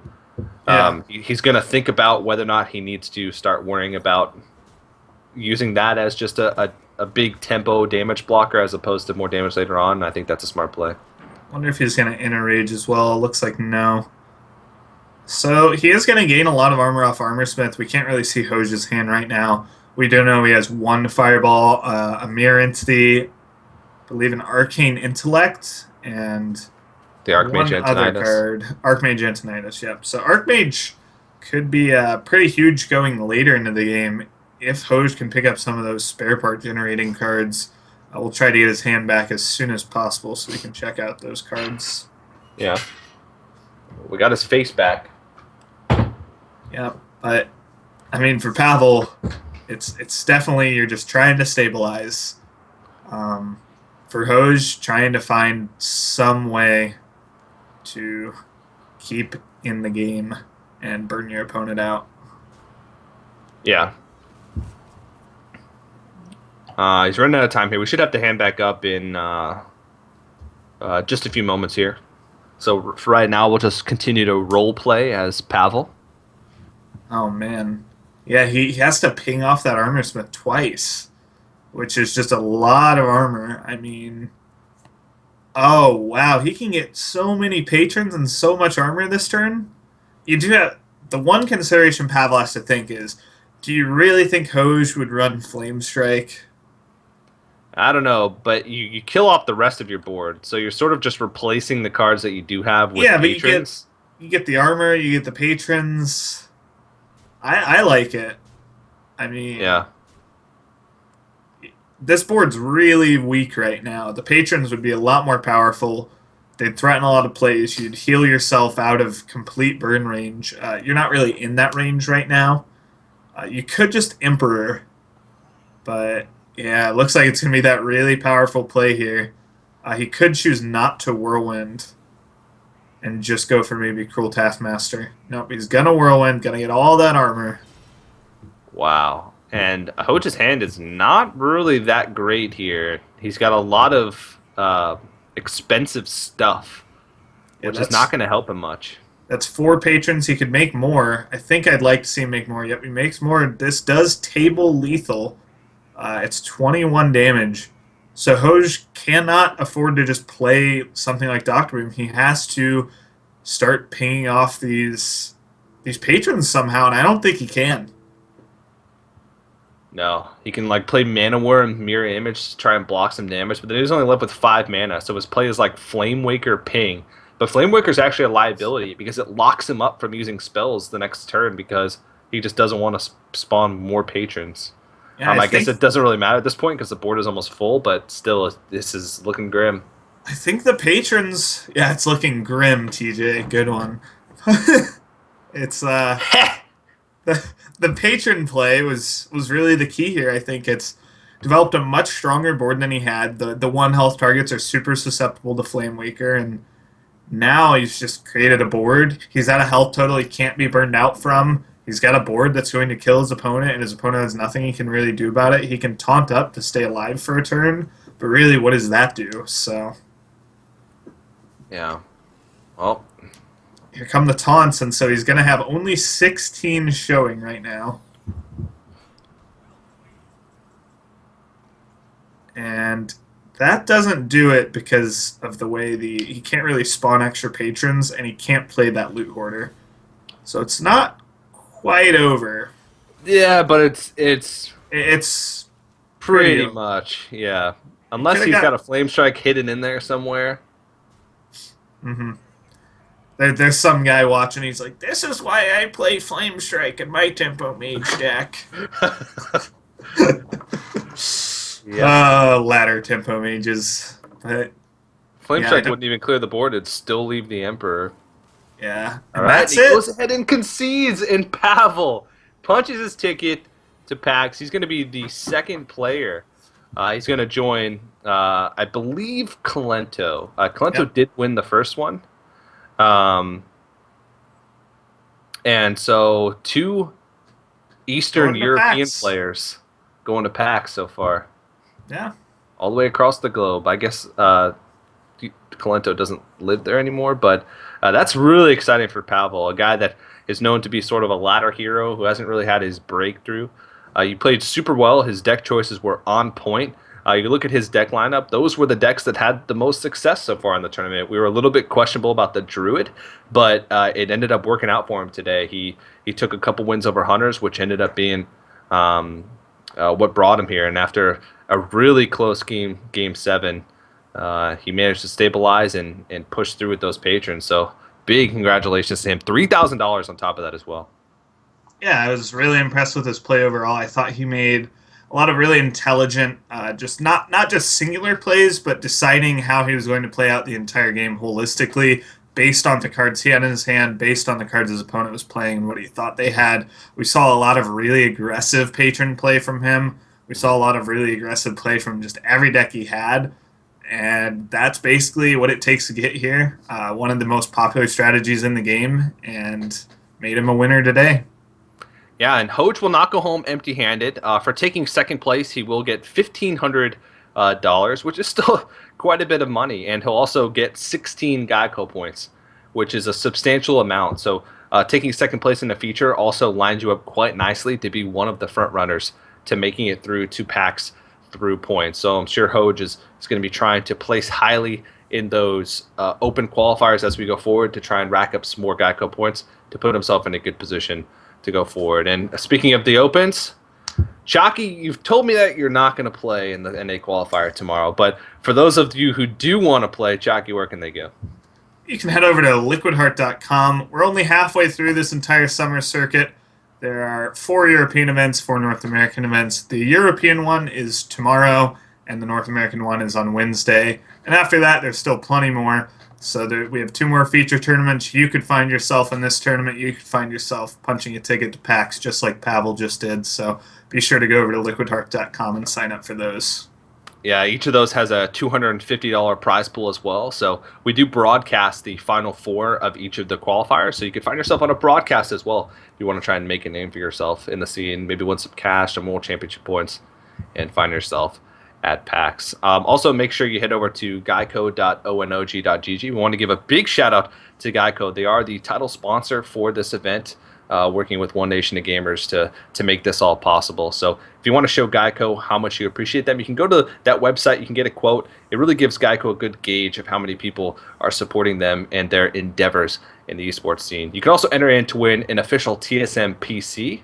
So if you're a fan of TSM, or if you're just a fan of sick PCs, you can head over there and enter in to win that. You can also get more information about the tournament and how the Geico point system works and all that. But I think that's going to do it for us. Chalky, you have any final words, shout-outs, thoughts that you'd like to give before we send everybody on their way? Yeah, big congrats to Pavel for winning. Feel like he's a pretty underrated player, kind of just now getting some breakthroughs, qualified for stuff like Gfinity earlier this year. So excited to see how he does at the LAN. Big shout out to One Nation of Gamers for having me, and Geico for sponsoring the tournament. And thanks to you, TJ, for casting with me. It's been great, Chalky. Always love to cast with you. You're such a bright mind and Yes. an astute Cardstone observer. So thank you very much for joining me. And thank you guys for tuning in. Once again, a big congratulations to Pavel. So for myself, from everybody from Geico, One Nation of Gamers, and Team Liquid, thank you guys for watching, and we'll see you next time.